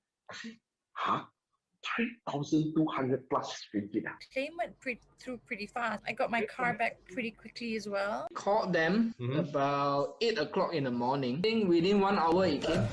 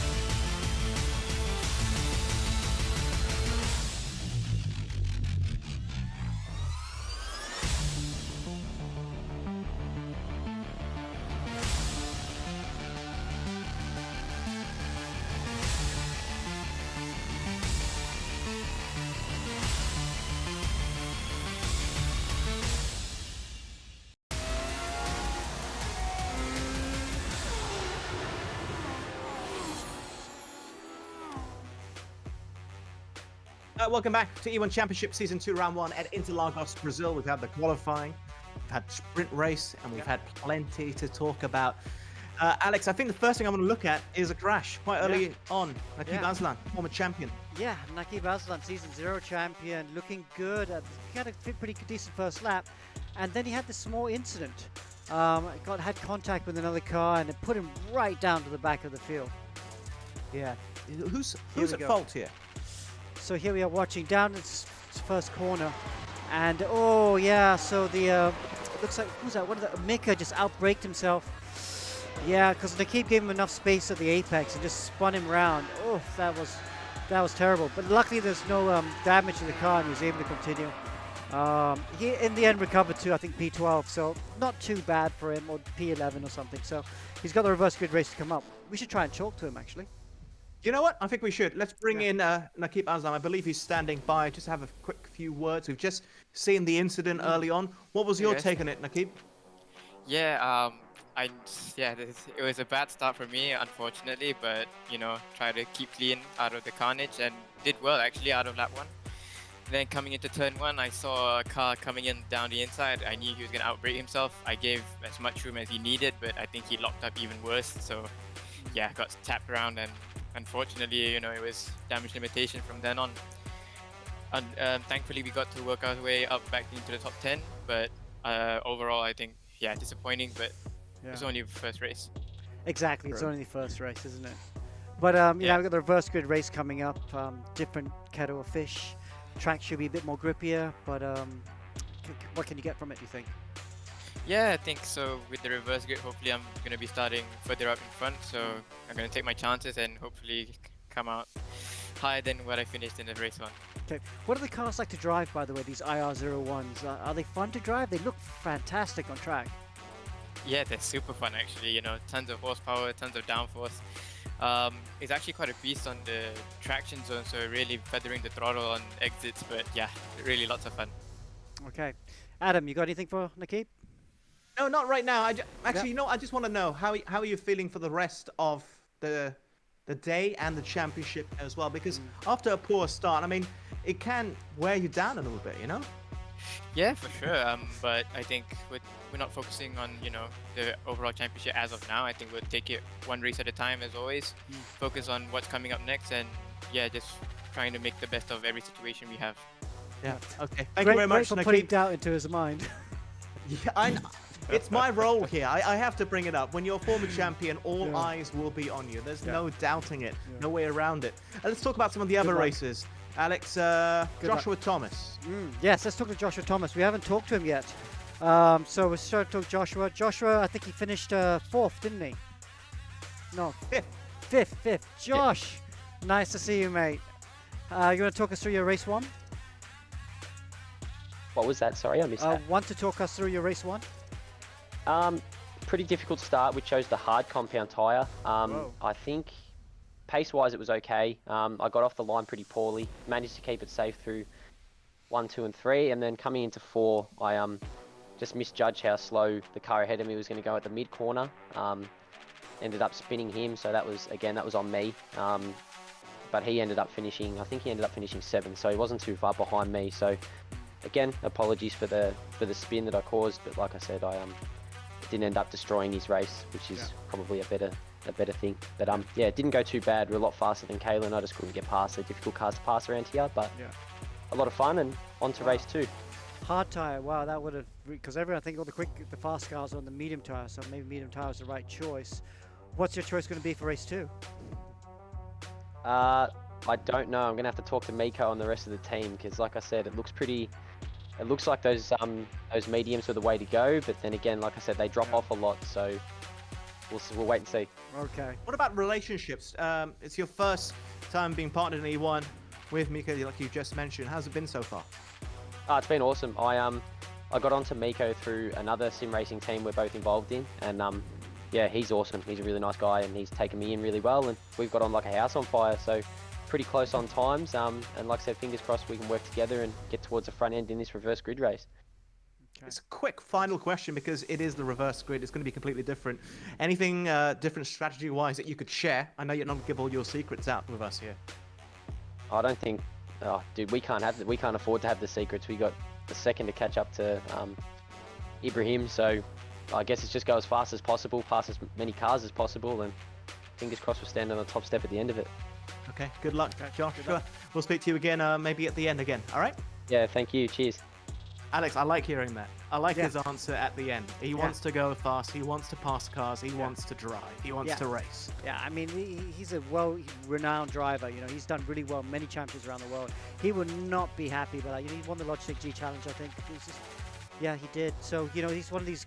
Yeah, well, he'll not be happy about that. He'll be going for the win if he can. Okay, let's bring in one more driver. Kalen Chin, we've talked quite a bit about you before the race, and you finished in 4th. You must be happy with the result, but of course you could do better. Yeah, I mean, 4th from where we were in quali is actually a good result.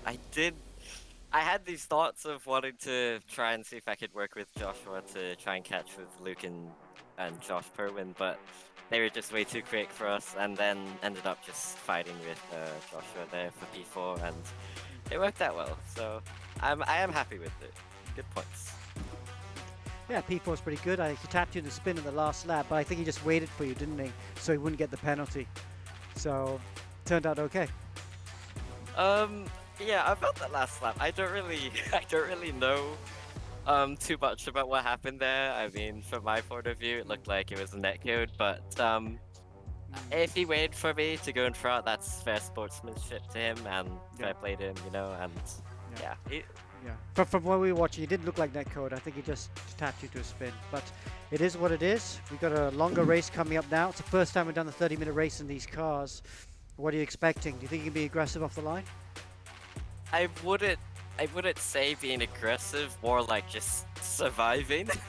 I mean, judging by what happened in race 1, I saw the chaos in my mirror. I think just getting it through turn 1 and through lap 1 especially is just essential in actually making it to the end of the race. So yeah, I'm not gonna be aggressive, just gonna stay away from everyone else, and we'll see how it goes. Okay, cool.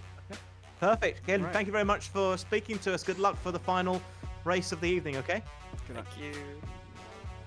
That's fascinating, Alex. We spoke to Joshua before that. He wants to be aggressive. Yeah. Kalen doesn't want to be aggressive. You were talking early on, I think before the commercial break, about just finishing the race, avoiding incidences, just conserving the car. Yeah.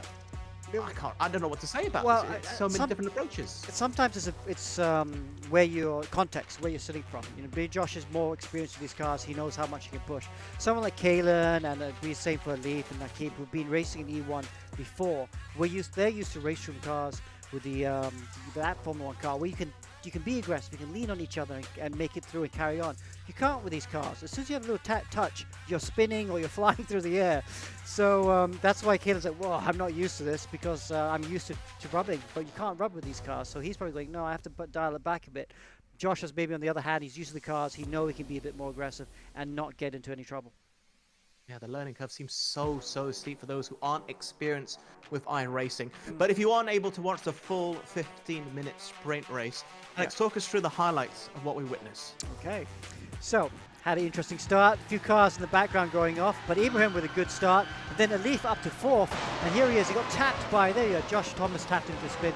He might get a post-race penalty for that, I think, looking at that. Definitely his fault. Then Inigo Anton trying to make his way back up to the field as well, but wasn't able to do it. There's Nakib making his way back his field after his spin. He finished, I think, 10th in the end. And but nothing was going to touch it. This is that last lap incident where Josh Thomas again tapped another car. This time it's Kalen Chin. But nothing happened there. They finished 4th and 5th. But no one could stop this driver, Mohammed Ibrahim, from poles to flags to lights victory. Perfect. Des, the top 10 confirmation results. then of the results. Mohammed Ibrahim picking up the maximum points. Josh Perwin will pick up 20 points for P2. Ibrahim will get 2 points also for the fastest lap. Bannister, Chin and Josh Thomas give us a very Antipodean look at the top of that leaderboard. Dominic Ang in Stratos Motorsports, the best of the Southeast Asians. Ali for good P7 for Team Flash.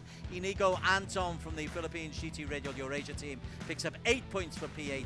Miko Nasi and Naki Baslan completing the top 10. Points scored down to P15. All right, thank you very much for that, Des. And again, before we throw to another commercial break, before we have the reverse grid race, I mean, we have to talk about the winner so far, Mohammed Yeah. Ibrahim. Yeah. Alex, because he's got the fastest lap. He's first in qualifying. He's first in the sprint race. I mean, Yeah. he means business for this. He does. We've known he's a bit special for a while now, but he's still relatively inexperienced to some of the drivers out there. He's only 17 years old. Let's not forget that as well.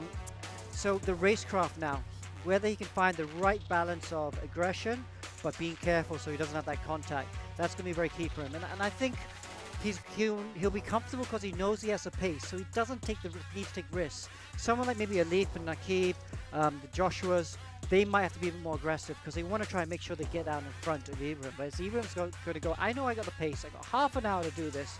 I'm going to take it really easy, try and pick my way through, and make sure I'm safe through those first couple laps. Well, he'll be in P14, Alex. Aaron Lim is going to be in P1 for the reverse grid. That's going to be interesting.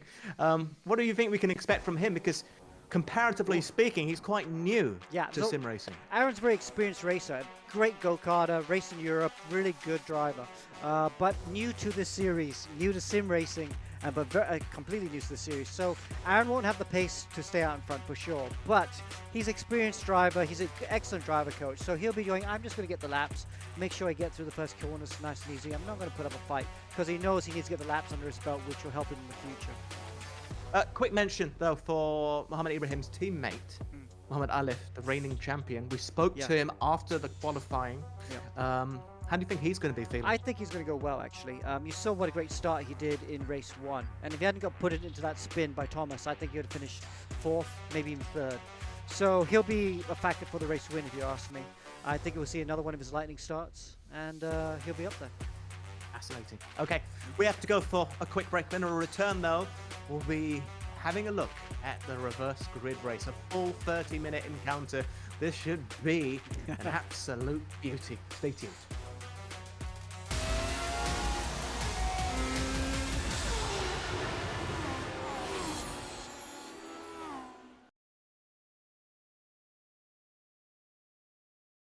When I switched to Pro Mileage, I got 47% of savings. I paid 790 for it. Compared to any other insurer, the cheapest was 1,290. Pro Mileage was the only one that gave me 5,000 extra value to cover, yet still cheaper. My Volvo XC40 1 year premium 6,000 over ringgit. Then I start taking Pro Mileage.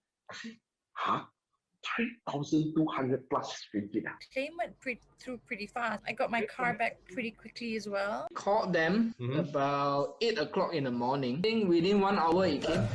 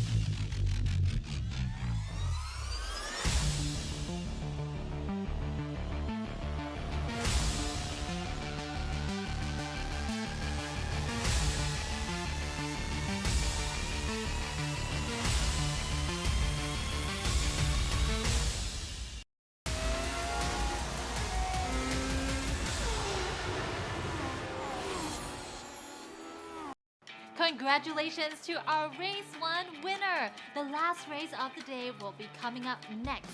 Can Race 1 winner defend their position in Race 2? Racing isn't just about speed and skills. Racecraft and race strategies are equally as crucial. So stay on the edge of your seats as the 30 minutes reverse grid will be starting very shortly. Let's head over to the commentary desk. Yeah, Amanda set it up nicely. E1 Championship Season 2. It is the Premier Sim Racing Championship. It doesn't get any better than this. It's brought to you by Evo Club Car Insurance. Save up to 40% on your insurance. EvoClubInsurance.com.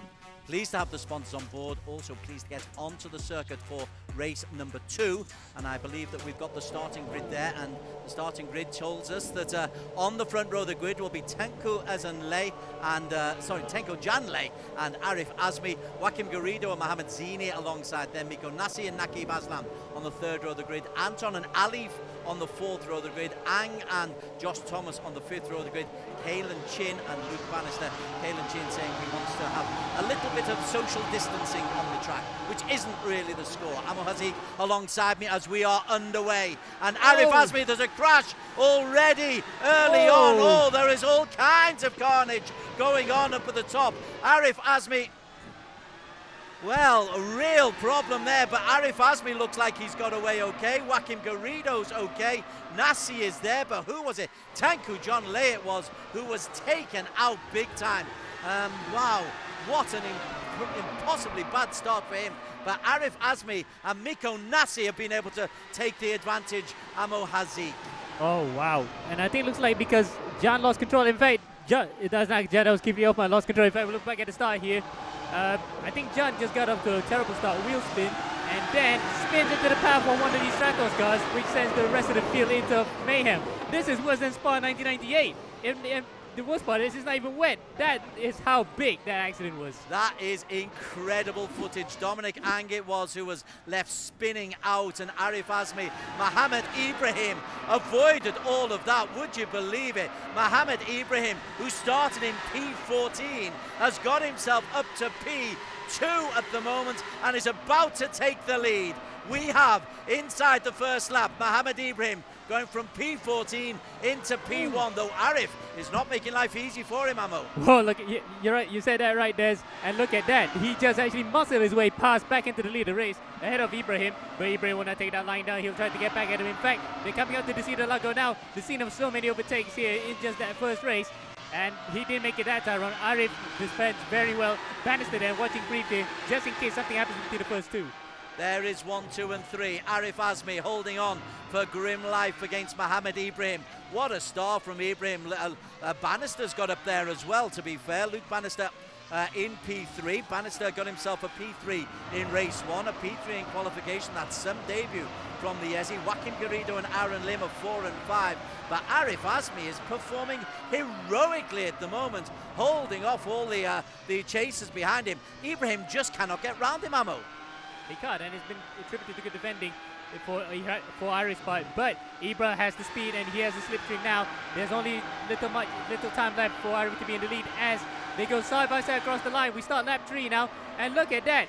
The speed that Ibrahim carries around the outside is just not enough to get the lead. Oh, they touch each other. Ibrahim spins into the center S's, and Arif holds the lead. That might require a steward's inquiry. Bottom right of your screen, you can see Mohamed Ibrahim frantically trying to control. Now Luke Bannister goes alongside Arif Azmi. We have a new race leader. It is Luke Bannister, but Arif is able to hold on as we have a look back at seeing how Mohamed Ibrahim was spun off by Arif Azmi.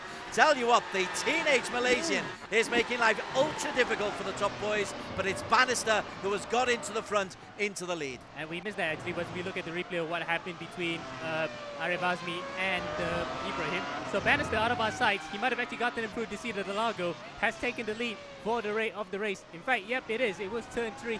It was turn 3, it was the seat of the Lago, and that's the typical maneuver that we've seen all day here. So Bannister then looks like he's going to be serenely out in front unless Arif can actually catch up to him in this preceding few minutes.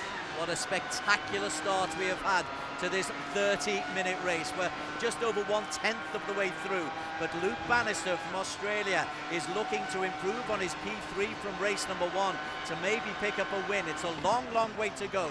Still 26 plus minutes to go, but Bannister leads by 1.3 seconds from Azmi.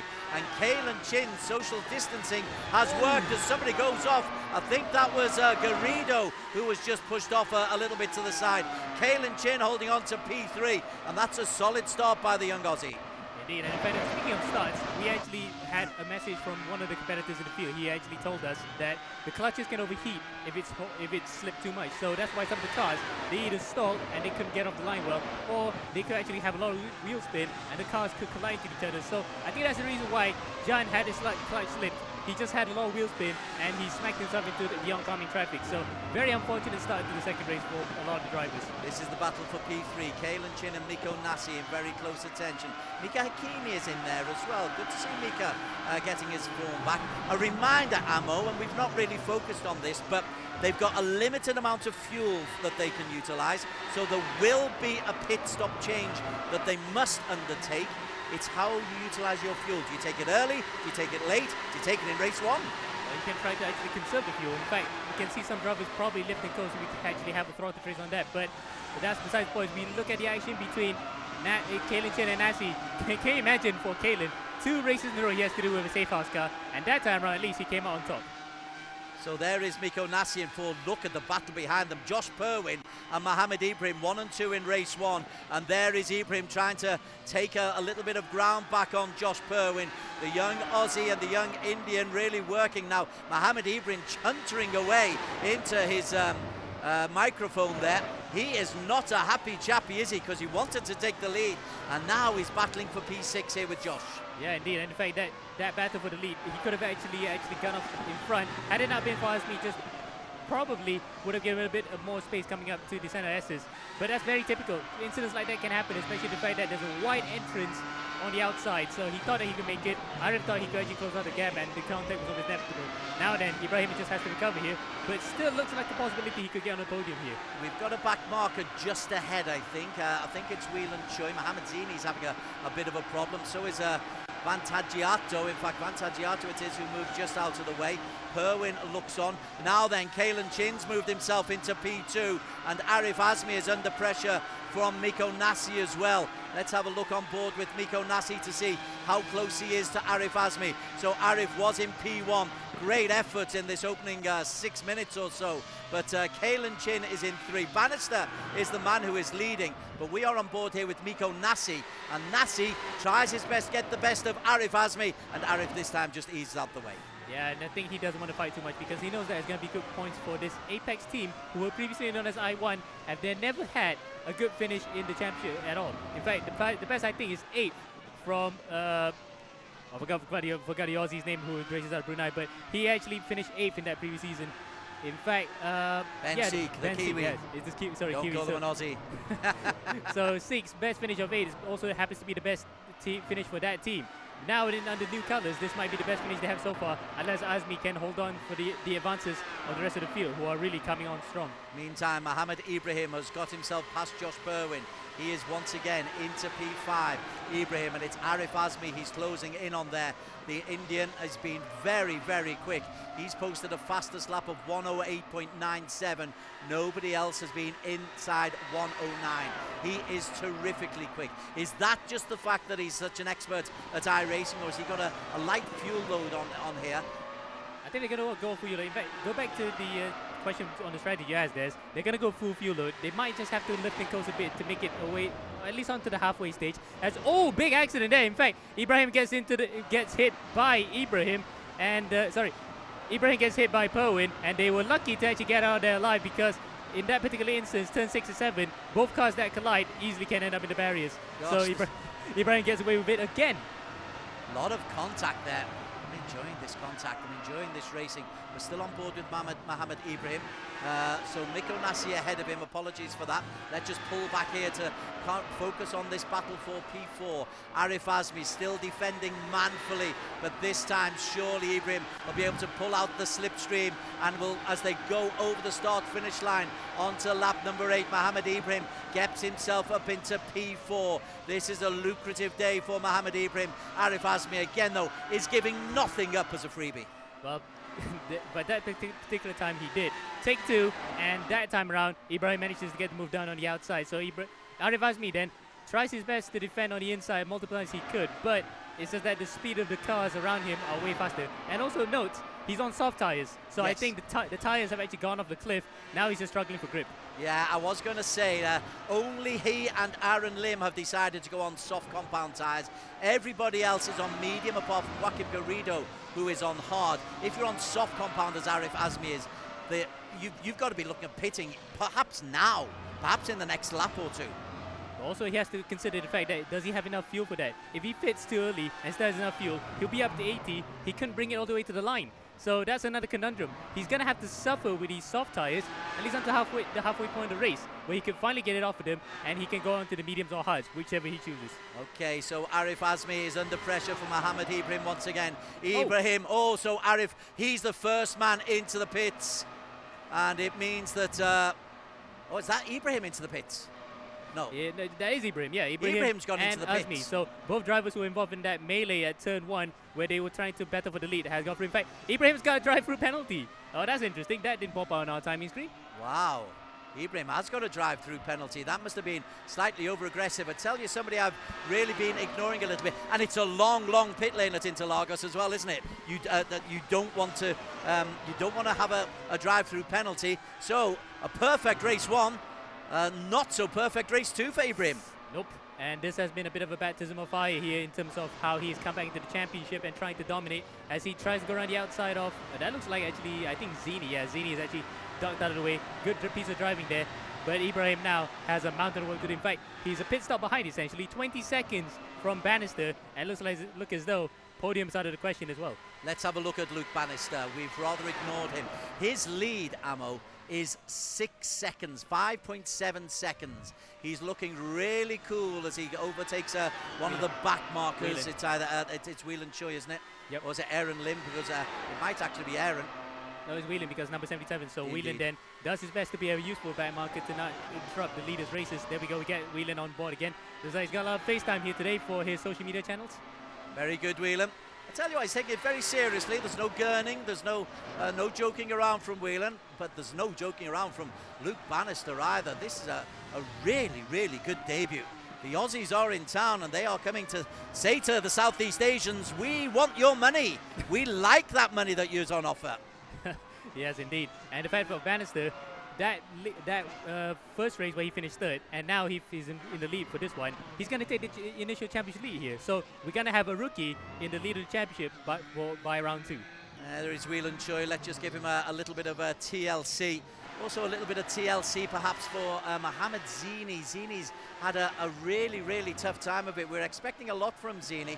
He's in a strong car, he's in a strong team, but he's not had much luck today. And the young Singaporean is struggling down in P19 and out of the points. And he's only going to do 2 races. I think he's contracted to Apex for just 2 races. So he's only got 1 race left to actually make an impact in the championship. Or unless the team are impressed with him, they're going to bring him for the full length for the season. But whatever it is, this will be the 1 race down for him and up for another race for him to actually improve his results. Bannister still leading. The gap is 4.6 seconds. Let's have a look at Mohammed Alif Hamilton. Alif. Oh, we get a replay here. As we have a look at an overtaking here, this is Alistair Young involved in impressive fashion. I'll tell you what, that's actually almost similar to what happened between Jos Verstappen and Juan Pablo Montoya, where Verstappen hit the back of Montoya and they both Montoya lost his rear wing, Verstappen lost his wheel and front wing in that process. Luckily though, the damage is not that severe that he could still get away with that one, but Alistair not having a good first round. Well, there is Alistair trying, he's in a battle there with Tunku John Lay. This is for the lower placings. This is for P14. Alistair currently in P15, and he's working pretty hard. Still waiting to see who's going to make the first drop into the pits, because we are approaching the midpoint of the race. 13 minutes gone. Alistair Young in P15 on the tail end of Tunku John Lay. There he is, Tunku John. These are different ends of their motor racing careers, and Tunku John says to Alistair, whoa, I'm going to brake here. If you're going to go past me, you've got to go round the outside. Indeed. And the fact that around the outside through Bigo de Pato will not be the one that he wants to try, because remember, Alex Albon did that in 2019. Ibrahim in the pits. Yep, Ibrahim in the pits for his first pit stop this time. And away he goes. He's going to drop to P12, in fact P13 even, if Ariasmi comes by. So there is Mohammed Ibrahim, winner of race number 1.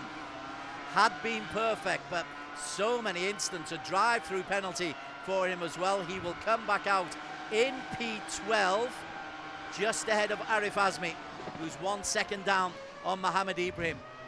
So far, not so good. Luke Bannister leads the way, still by quite some distance. No. Yeah, almost. I thought he was going to enter the pits there for a second, because normally they take a deep line coming out to the start-finish straight. So I thought Bannister was going to come in, but he's got a 4.5 second lead right now. He can just afford to coast all the way to his pit stop and probably get onto another fresh set of mediums to get all the way to the end. Aaron Lim has been into the pits, in and out. Aaron Lim is down in P16 at the moment. We saw him have that little battle with Alistair Young earlier on, as well as Tunku John Lay. So Aaron will be learning very, very quickly about iRacing, the new platform that we are using for the E1 Championship. He's in P15. Let's go back to P2. Miko Nassi. He has got himself a lead ahead of Kalen Chin, but it's not a big lead, is it? There is Nassi, and there is the man right behind him. Nassi, car number 20.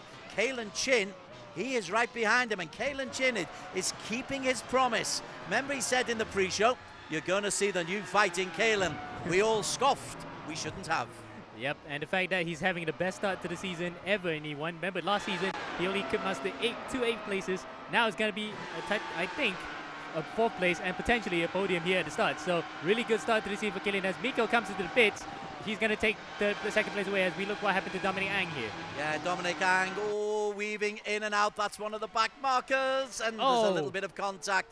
And Dominic Ang, there's a little grimace from Dominic as the wheel spin gets him back in. But it's all impressive. Right, the new race leader out on the circuit on medium compound tyres is this young fella, Mika Hakimi, but he has not been in for his pit stop. Nakib Aslan is in P2. Gosh, we've not mentioned Nakib, have we?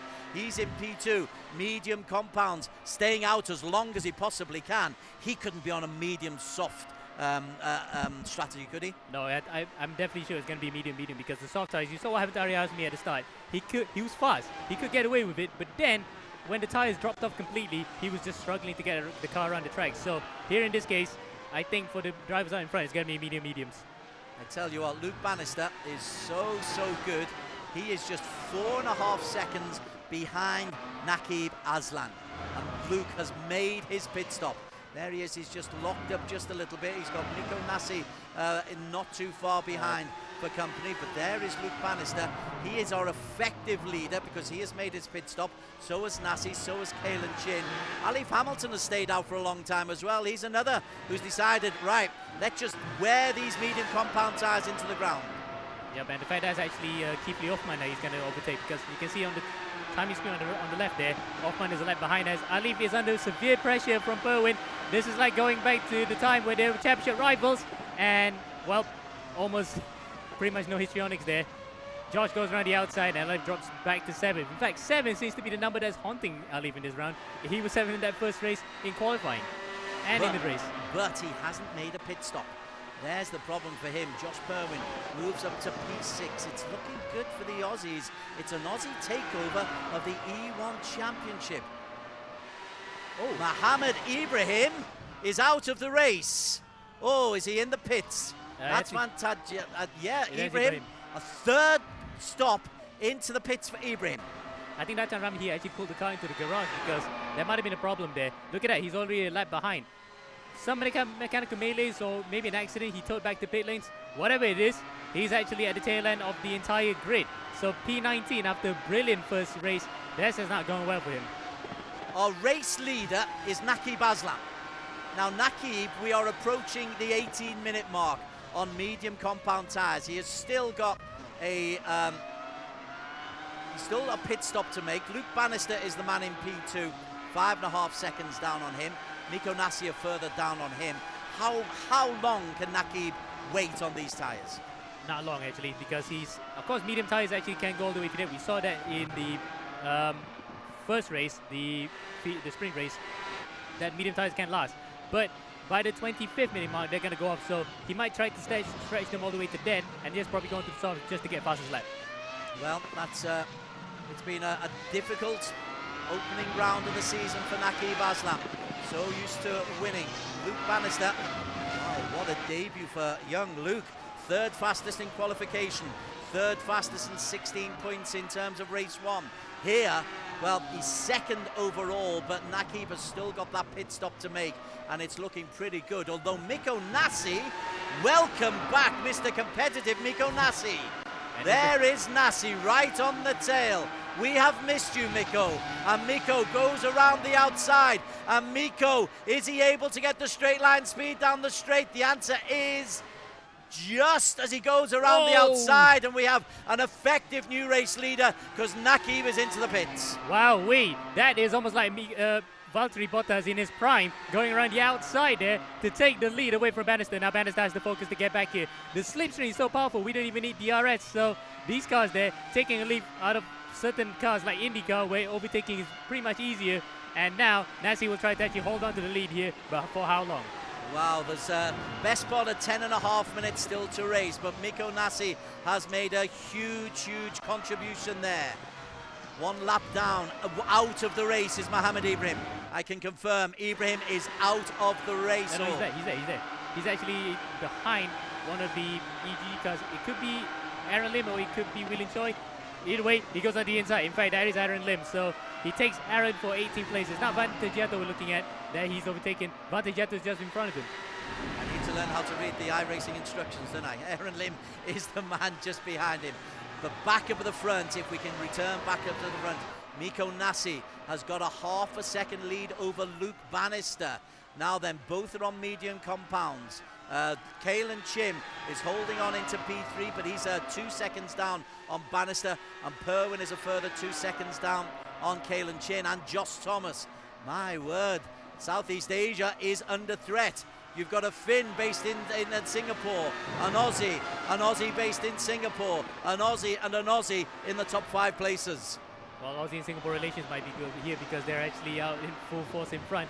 But yeah, Nasi then, whoa, that looks like Whelan Choi getting out of the way. Remember, he did take out Dominic Ang just now at the Interlagos, so Whelan Choi then nearly disrupting the race again. But luckily that time around, he got out of the way just in time. A bit of a baptism of fire here. A completely different game compared to Race Room, where the difficulty is much higher. Look at that. Goes wide, spins at Bigo de Pato. Would he get into it by his way? Nope. Saves the car, and luckily he can go back out of harm's way. Sorry, Whelan, we were on you at that exact time. Now you've given us a little bit of entertainment. We'll disappear from you and go back to our race leader, Nasi, who cannot really establish much of a lead as he goes down that straight. They are on lap 19. Nasi and Bannister, this is going to go down to the line. It's only half a second at the moment. There's another 8.5 minutes still to race. So Miko Nasi will be under intense pressure throughout. How about the tyres? What will the tyres be like in another 8 minutes, Amo? Now, I think they are on a different strategy because Bannister was one of the very first guys to enter while Nasi was later. Nasi had the fresher tyres to actually overtake Bannister as we see Vantagiato get lapped by the both of them. This will be interesting. Fresher tyre for Miko Nasi, but towards the end, it will actually be more stale. So Bannister then will actually be, Nasi will actually have the fresher tyre towards the end. Bannister will have the harder ones, the tyres that will actually run out. So Nasi has to build up a gap here to make use of those fresher tyres. We'll just break away from that lead at the moment. Muhammad Ali Hamilton, our defending champion. He's down in P8 at the moment. He's in front of Nakib Aslan, who's in P9. Behind Mika Hakimi, who was at one stage the race leader. Inigo Anton, I just need to break away. Inigo Anton has yet to pit, you know. He's on the hard compound tyres. He was only one of 2 racers who went on the hard compound. He's yet to go in for his pit stop. Interesting strategy from the Eurasia team. In fact, with a hard tyre that he can go on to, he's going to go inside. In fact, I think he's going to come in now, yes. So, presumably, it's a soft tyre, and he'll go all the way to the end. He might just chase for that fastest lap as well. So, yeah, soft compound will be the ambition, I think, for Inigo. Let's see how quickly he can get in and out of the pits. He was in P8. Naqib goes past him. Arif Azmi goes past him. Let's get back up to the front of the leaderboard, where this Luke Bannister battle is building up very, very nicely. Thank you very much. And they are getting further and further away from Kalen Chin. Your winner is going to come from these two. Indeed. And if Kalen can actually close up here, if the two with the lock points, it's going to be a three-way battle for the lead. But I think that's a bit too far for Kalen right now, because both of them seem to be working together here, Nasi and Bannister, to not battle each other, to just gap themselves just slightly to actually pull away from third place. And they're probably going to lock horns at the final lap if any one of those guys' tires would actually give up until then. So they come onto their lap number 21. Nasi leads from Bannister. Here is Kalen Chin in P3. Josh Perwin is closing in on Kalen Chin.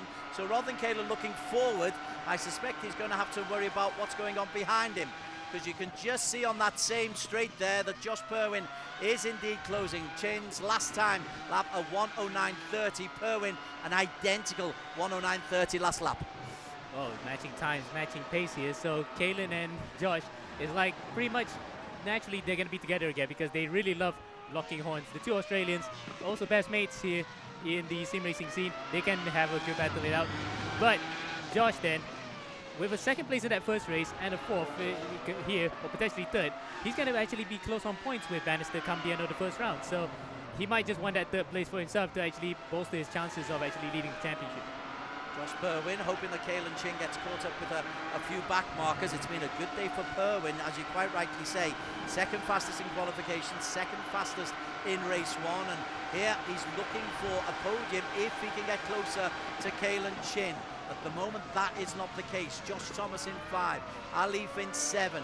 A little bit further down, Inigo Anton has made his pit stop. Inigo has been in and out, and the end result is he drops 3 places. And did he go for the soft? No, he went for medium. So interesting. I thought that he was going to go for soft here to chase for the fastest lap, which is incidentally held currently by Mohammed Ibrahim, who's also on a medium. 108.7 is his fastest lap time. Hey, I can tell you, a man on soft compounds, 2 men on soft compounds, Alif and Naqib. So, fastest lap is in theirs. Alif has just posted a 108.98, his fastest lap, and just 400ths away from the fastest lap of the race, which belongs to Josh Thomas. Oh, okay, so Josh has actually, the other Josh, of course, has actually gotten the fastest lap of the race. So 108. No, it's actually 108.7 is the fastest lap of the race, which is held carried by Ibrahim. So not far off, but if he's battling with Mika Hakimi here, that will actually support his chances of getting 2 bonus points to recover what has been a quite disappointing run by his standards. Let's have a look at Josh Thomas. He slips under the radar, does Josh Thomas, doesn't he? P5 at the moment. He was just in front of Mika Hakimi, who was in the inset alongside Ali.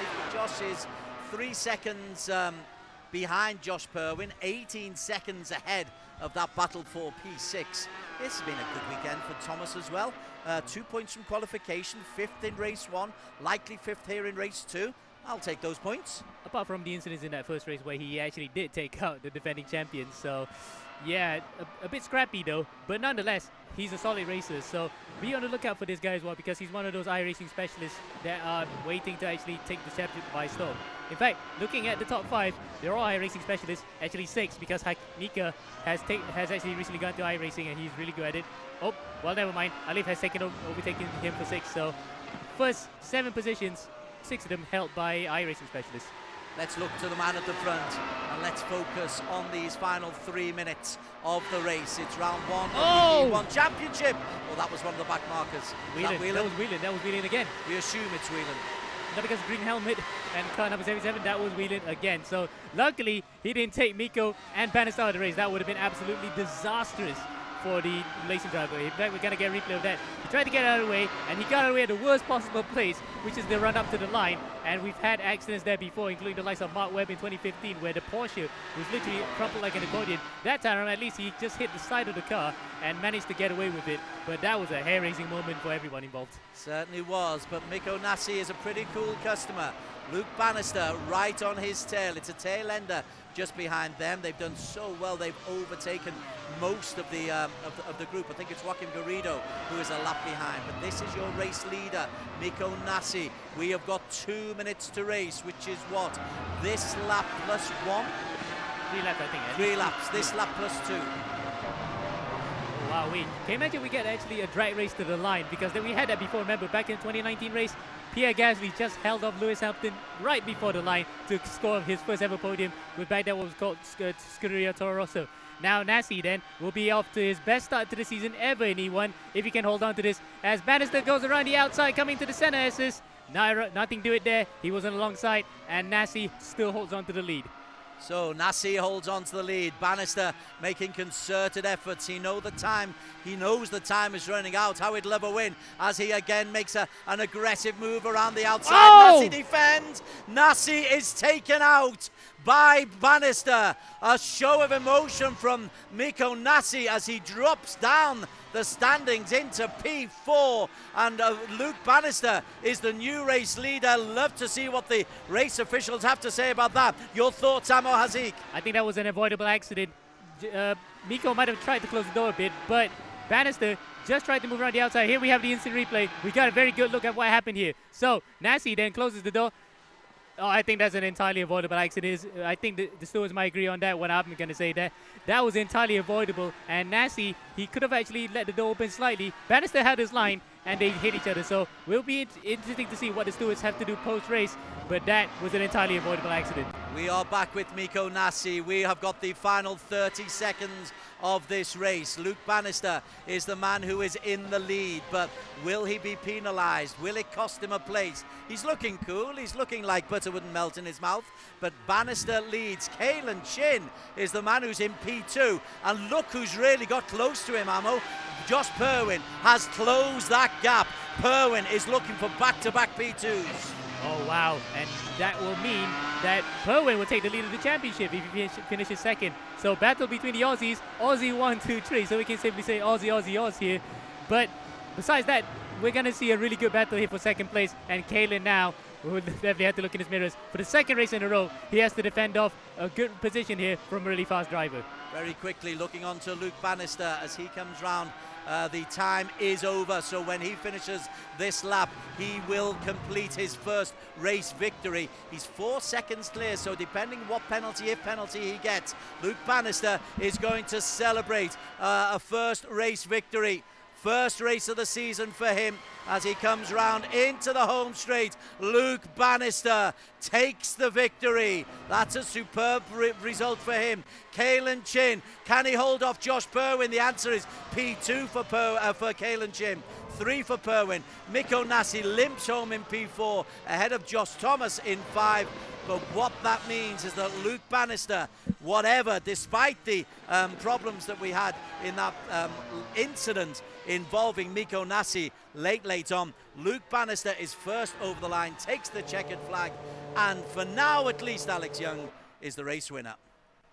Wow, definitely. What a great, exciting race it was. I think Luke definitely will keep the win because looking at the replays, Mikko squeezed him too much. Just should have given Bannister a bit more space. I'll be very surprised if the stewards take action on that. But Luke, can you hear us, mate? Yeah, I can hear you. you crack a smile, mate. You just won the race. Yeah, I wasn't sure. I wanted to have a look at the incident first with Mikko. Yeah, I think what you said, he might have moved over a bit. Yeah. But maybe I moved over a bit, but well, yeah, it's very close. I only saw one replay. From what I saw, your car looked pretty static. I think he just misjudged the situation. So at the moment, at least, I'm going to say congratulations on your first win. You won championship. Yeah, thanks. It's good to get the first win on the first round. Yeah. So take us through the race, though. I mean, you had the pace in the beginning. Mikko overtook you, but then your car, you had the pace towards the end of the race, and you were able to take back the lead from him. Yeah, I had the start, which was a bit crazy, as I expected, really. I managed to get out to the front, and then it was me and Ibrahim. Ibrahim was involved in an incident, and then I had my head down, just trying to do the best laps I could.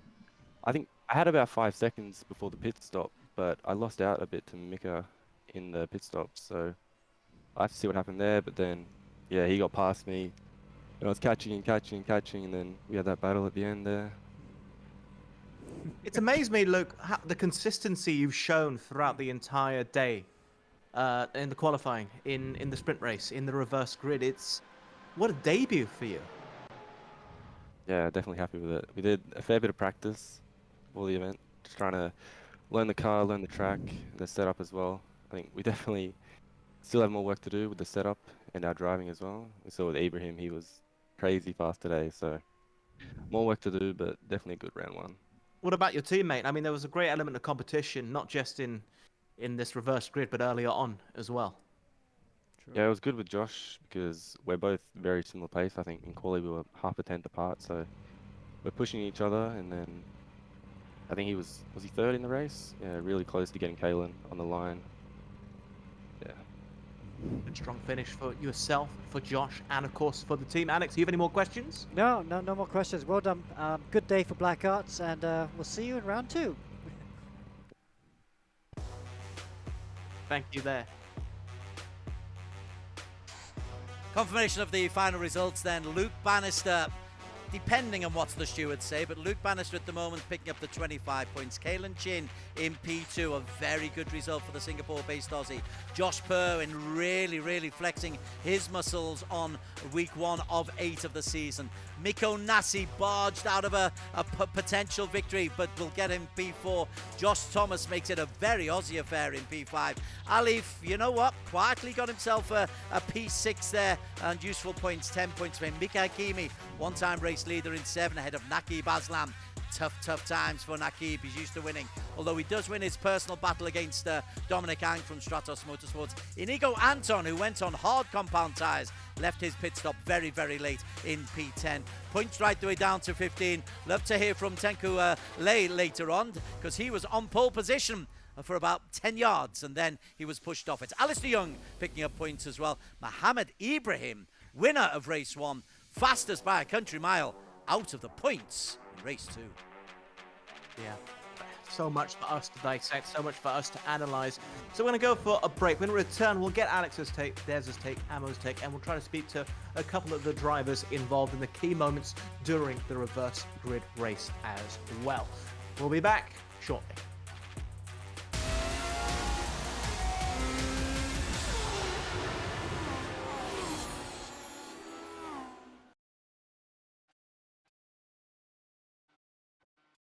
When I switched to pro mileage, I got 47% of savings. I paid 790 for it. Compared to any other insurer, the cheapest was 1,290. Pro mileage was the only one that gave me 5,000 extra value to cover, yet still cheaper. My Volvo XC40 1 year premium 6,000 over ringgit. Then I start taking for Malaysia. I say, huh? 3,200 plus ringgit. Claim went through pretty fast. I got my car back pretty quickly as well. Called them about 8 o'clock in the morning. I think within 1 hour it came.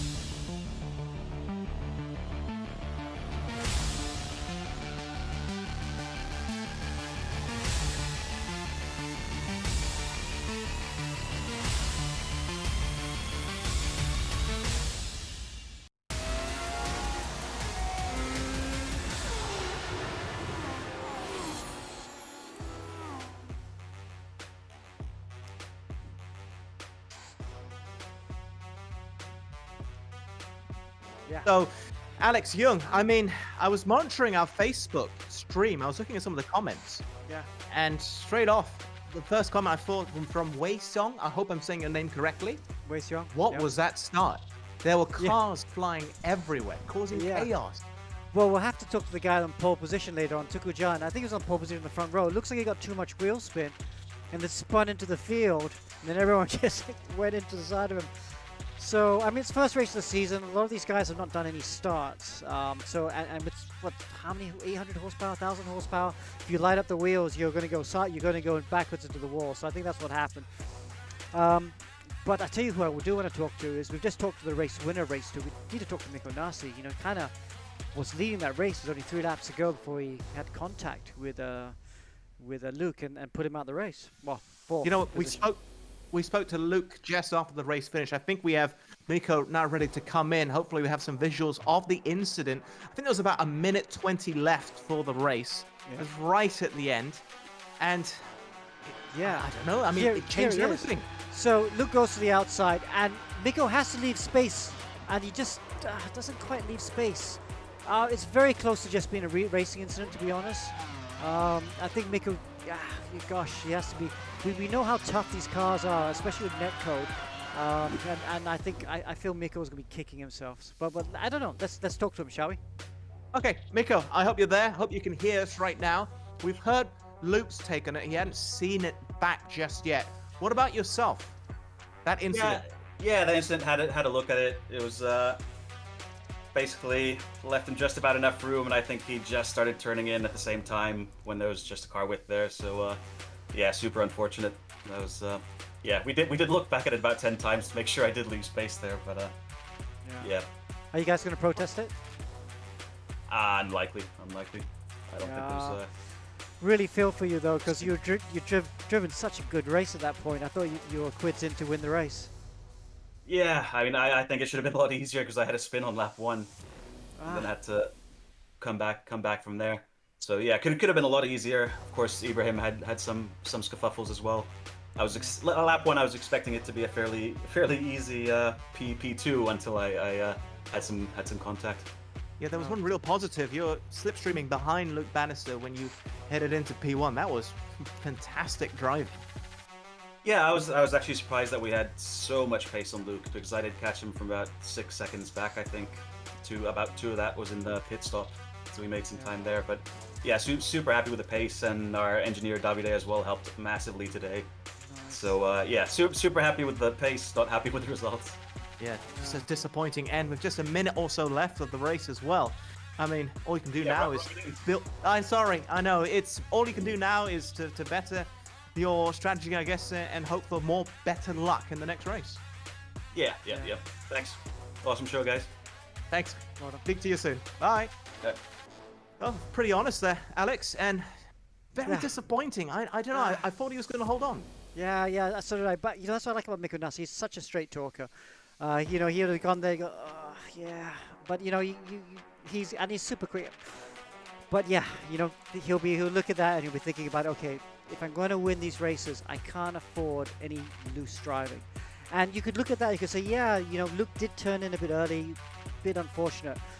But when you're fighting for the win like this and you're defending and you got the inside, you've got to try and give a bit more margin.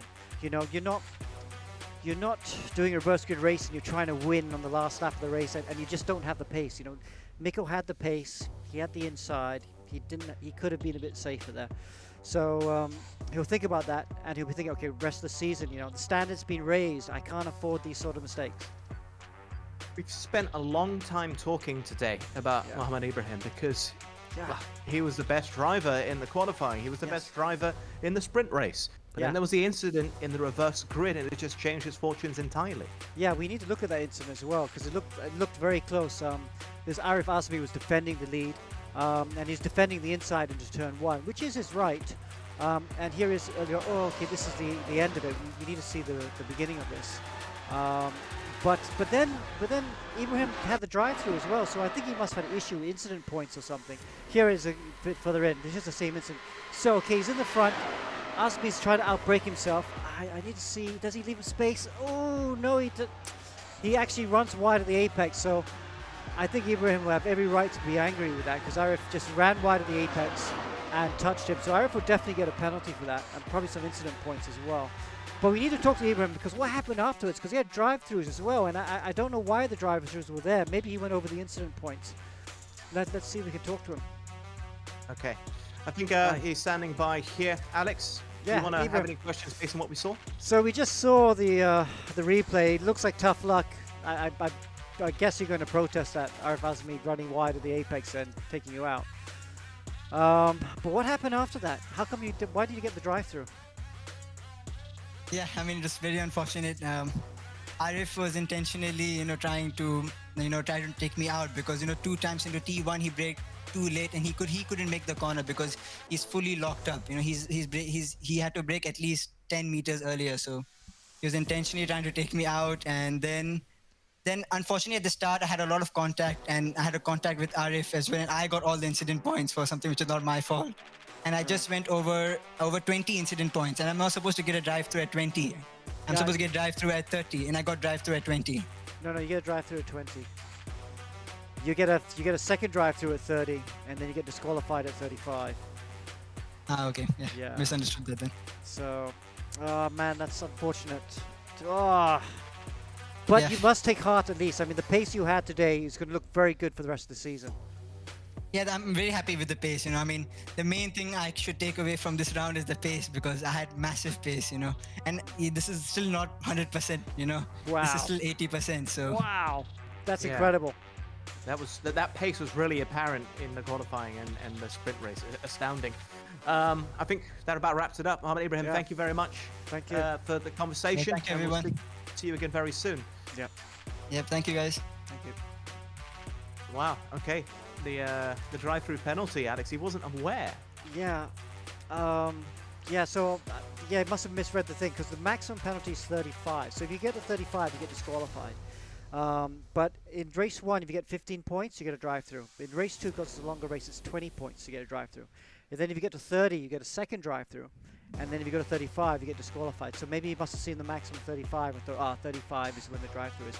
So, that's a costly mistake because he would have definitely, I think, finished in, even with that incident with Arif, I think he would have finished 3rd or 4th.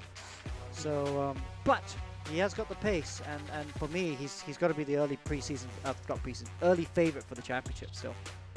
Long way to go. Long way to Long go. way But to it was go. entertaining race because we saw the leader change so many times. Now, one of the early leaders was Arif Azmi. And Yeah. I think Des was saying or it might have been Amo saying he might not be able to hold on with this pace, but great to see nonetheless. What did you make of... Yeah, here he is. He's right in the ask him. conversation. What did you make of the race overall? I mean, you took the lead early on, capitalizing on the chaos. Yeah, I mean, I just try to keep it clean, just really race my own race. Really just, honestly, I just focused on getting away cleanly and not getting tangled in any incidents. And that was just what I did mostly for the start of the race. And then, yeah. Yeah, so Arif, Ibrahim said you took him out intentionally. It did look like you ran wide at the apex, looked like you locked up a brake. What do you say to that? Yeah, I'm gonna have to look at the replay for that one. It was not intentional, I can say that. Yeah, for me, honestly, I don't think it's too big of a deal. It was a racing incident. We're just pushing as hard as we can, and these things happen. So yeah, I think maybe strong words from Ibrahim, but nothing against him. It's just things can get a bit heated while racing, and yeah, that's all I'm gonna say. Okay, well, I think our chief steward, Rasmus, is going to have a very busy day looking at quite a few protests. Well, it was highly entertaining watching you, and we look forward to you in the next round. Thank you. All the best.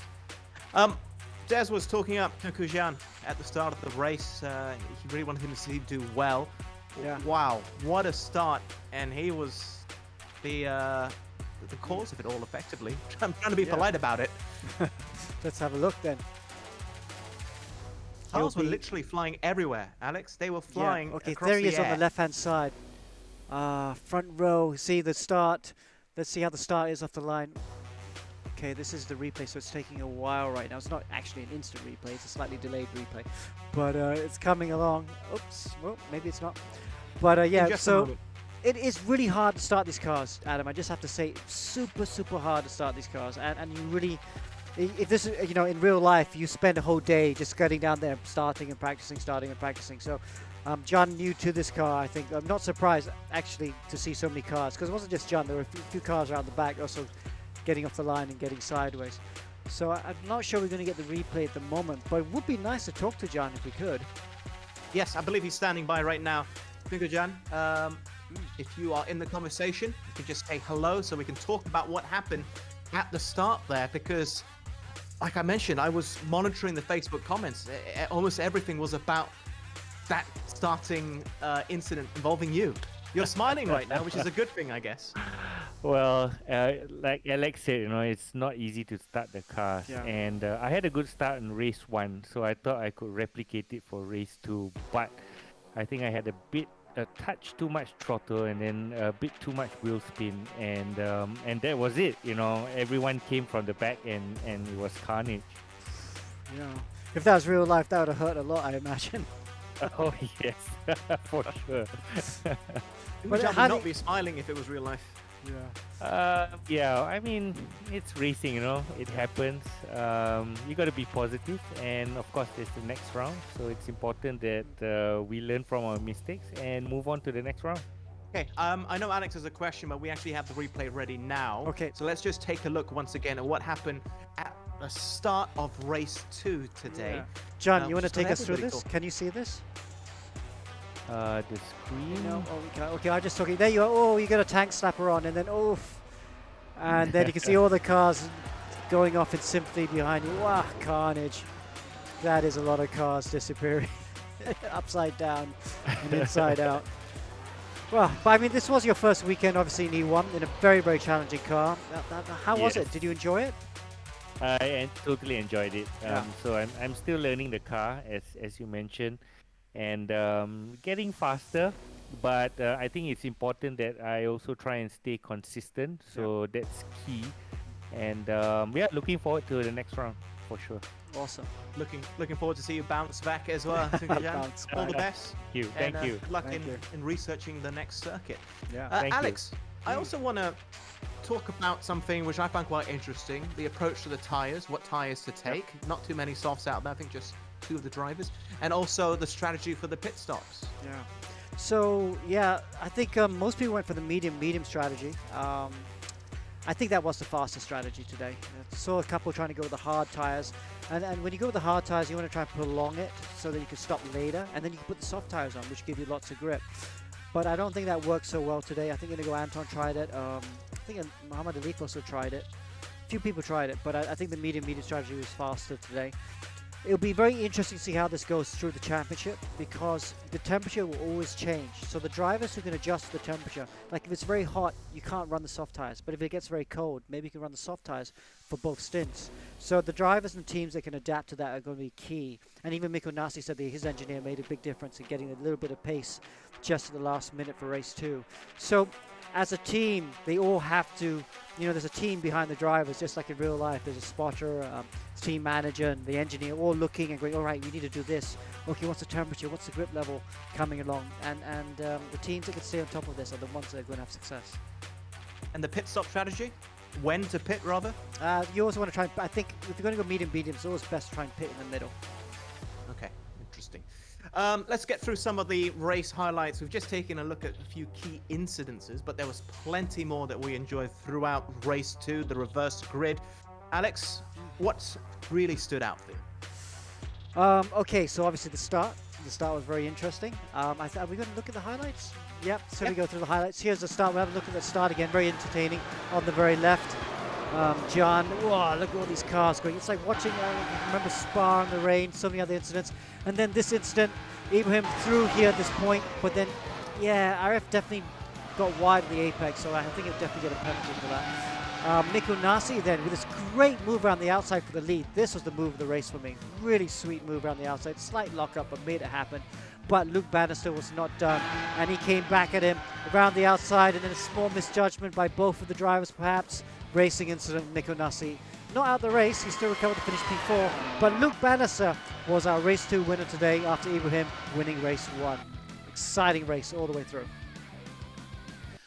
So confirmation of the final result. Luke Bannister ahead of Caelan Chin and Josh Perwin. Black Arch Racing 1 and 3. Black Wolf in P2. Mikko Nassi from Finland but based in Singapore from Safe House just ahead of Josh Thomas. Solid day from Josh Thomas. And Muhammad Ali for quiet but efficient 10 points for the Flash defending champion. Bika Kimi, Naki Basel and Dominic Anga. Malaysia 7, 8 and 9. With Inigo Ant and the best of the Filipinos in GT Radial Your Asia. We have got new names at the top of our overall standings.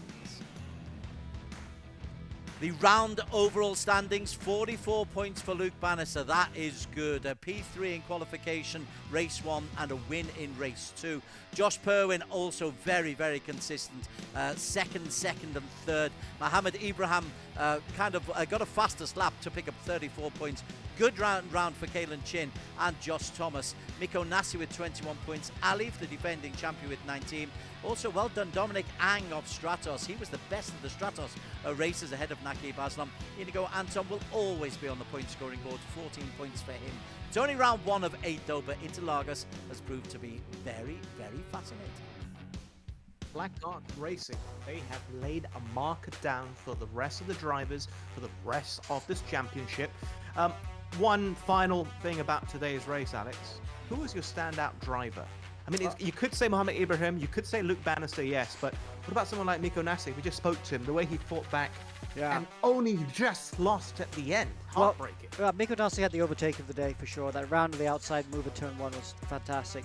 And I would say Mikko Nassi because he didn't quite have the pace in qualifying, but the way he curated both races, if he'd won the second race, I would have said for sure. But that moment of just that misjudgment, you know, and you have to lay it equally on both drivers' doors. You can't really give it to him. Caelan Chin? I mean, yeah, Caelan Chin was very steady as well. No, I'm gonna have to go with Luke Bannister. He won that second race, so you have to give that to him. And race 1, he didn't have the pace, but he still picked up P3, and that's why he's in the championship. All right. Well, that's done and dusted in Brazil. Up next, we are flying after the Great White North. What can we expect in Montreal?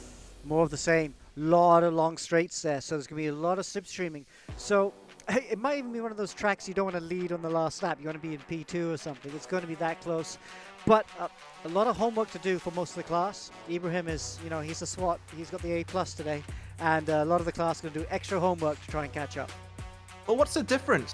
What's the difference between the track in Brazil, Interlagos, to what we can see in Montreal? Okay, Montreal's a lot of long straights, but it's also a street track, so walls are very close. Doesn't matter for round 2 though, because damage won't be on either. So if you do hit the wall, you can survive. So people be aware of that. But a bit like Montreal, that is a bit bumpy. But you're going to see the cars shedding downforce. They're going to run very little downforce to be quick down the straights. All about braking and traction after that. So maybe a lot softer the suspension, a lot more compliance. The guys who can find the mechanical grip while having all the downforce of the car, they're going to be quick. Okay, and let's not forget those who are new to iRacing will have that little bit more experience. We spoke to Tunku Jan, who's feeling more confident, it seems, and of course he'll be hoping to carry that through to the next race. But what else can we expect in Canada? Here's Amanda. Congratulations to our winner at round 1 Interlagos. Next Wednesday, we'll be off to Montreal, Canada. It's the Gilles Villeneuve Circuit. Originally named the Ile Notre Dame Circuit, this man-made island is thought to be the toughest circuit on race because of the long straights and big stops. Having hosted major events like Formula 1, FIA World Sports Car Championship, NASCAR Xfinity Series, and the 2019 Canadian Grand Prix, this circuit will definitely be a crowd pleaser. More actions and thrills will be coming up in Gilles Villeneuve Circuit next week, so stay tuned. Many thanks there to Amanda. I think Des and Ammo have rested their voice boxes long enough now. I hope your throats have healed after such a exciting race, 30 minutes of non-stop commentary. What are you expecting, Des, first in Canada? What are you hoping for? Hoping for more of the same because we saw so many incidents that was really surprising. I do like the new platform that we are on. It gives it's a very spectacular view when the cars go flipping over. Hopefully the Tunku Jan, who I'm a big fan of, hopefully he can get off the start line in race 1 next time. Learning the cars is good. I know Amo loves this circuit, Gilles Villeneuve, though, because it is so tight. And as an e-racer yourself, you've raced it many times. Yeah, I mean, in the F1 games, of course, because no other games have it, and we have mods for these tracks, for this track. But I agree with you, incidents will be aplenty, and the fact that the tight nature of the circuit, the walls, and the idea of actually going off track may not be ideal, because you can end up easily in the barrier. And in the last corner, the Wall of Champions, it can catch anybody out. So it'll be interesting to see that the 2 champions that we have so far in E1, they might end up there. Who knows? Is it your favorite track, Amo, of all the ones that Alex has selected for this championship? Yeah, pretty much, because I like the point and squirt nature of the circuit, and the fast race at the end, it's an absolute brake killer. You can literally lose the car if you don't actually brake it properly. So I love this circuit, and no doubt it's one of the ones I look forward to besides Indianapolis. Okay, the president of the Tunku fan club, Des Corkill, talk us through the standings, individual and team. Certainly will, and these are brought to you by Evo Club Car Insurance, so thank you for that sponsorship. It's great to have you on board. E1 Championship as it stands after round 1 of 8. You are allowed to drop one of these rounds, your worst round, so a bad round doesn't necessarily mean the end of the season. But Bannister 44, Perwin 40, Ibrahim 34, Kalen Chin 33, Thomas 24, Aussie flags abounding there. Mikko Nassi from Finland, Safe House 21, ahead of Alif, defending champion, on 19. Dominic Ang and Nakib 17 and 14. Inigo Anton, the best of the Filipinos, on 14 points.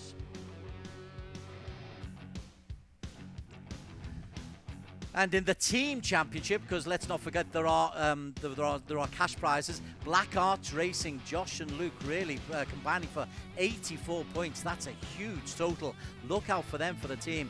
Flash, the defending champions, Mohammed Ibrahim. Spectacular day from Ibrahim. He's got a show reel all of his own there alongside Ali. 53 for them. Safe House, Safe as Houses with Mikko Nassi and Josh Thomas on 45. Stratos disappointed because they're behind WOT Black Wolf. GT Radial Eurasia. Joaquim Garrido not picking up any points. Oh, sorry, 7 points today for Joaquim. But Inigo and Joaquim, they'll be in the top 5 there or thereabouts. Apex on debut. Team EGG through Aaron Lim and Whelan Choi picking up 6. E-Racing GP Icons, Tunku Jan, come on Tunku. And carefully picking up 2 points. Slipstream on their debut. Tough time for Alistair and even Vantagiato. Many thanks for that. We pretty much have to wrap up the show, but a big thank you to, of course, our sponsors who have been involved in this from the start. Evo Club Car Insurance with Pro Mileage. It's brought to you entirely by them. Pro Mileage, where you can save 40% off your next car insurance renewal. Find out how much you can save at evoclubinsurance.com. Alex, thank you for just having this conversation with me, for analysing it for all the viewers out there. Des and Amo, brilliant commentators, and of course, most importantly, to the drivers and the fans who are watching this stream right now live. We'll be back same time, same place next week. My name's Adam Carruthers. Till then. Thank you.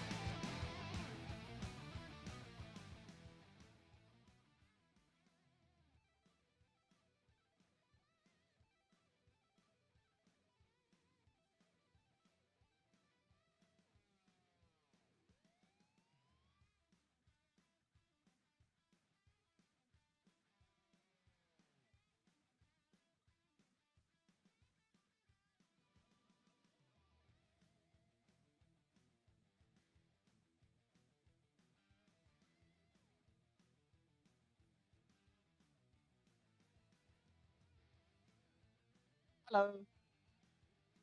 Hi, guys.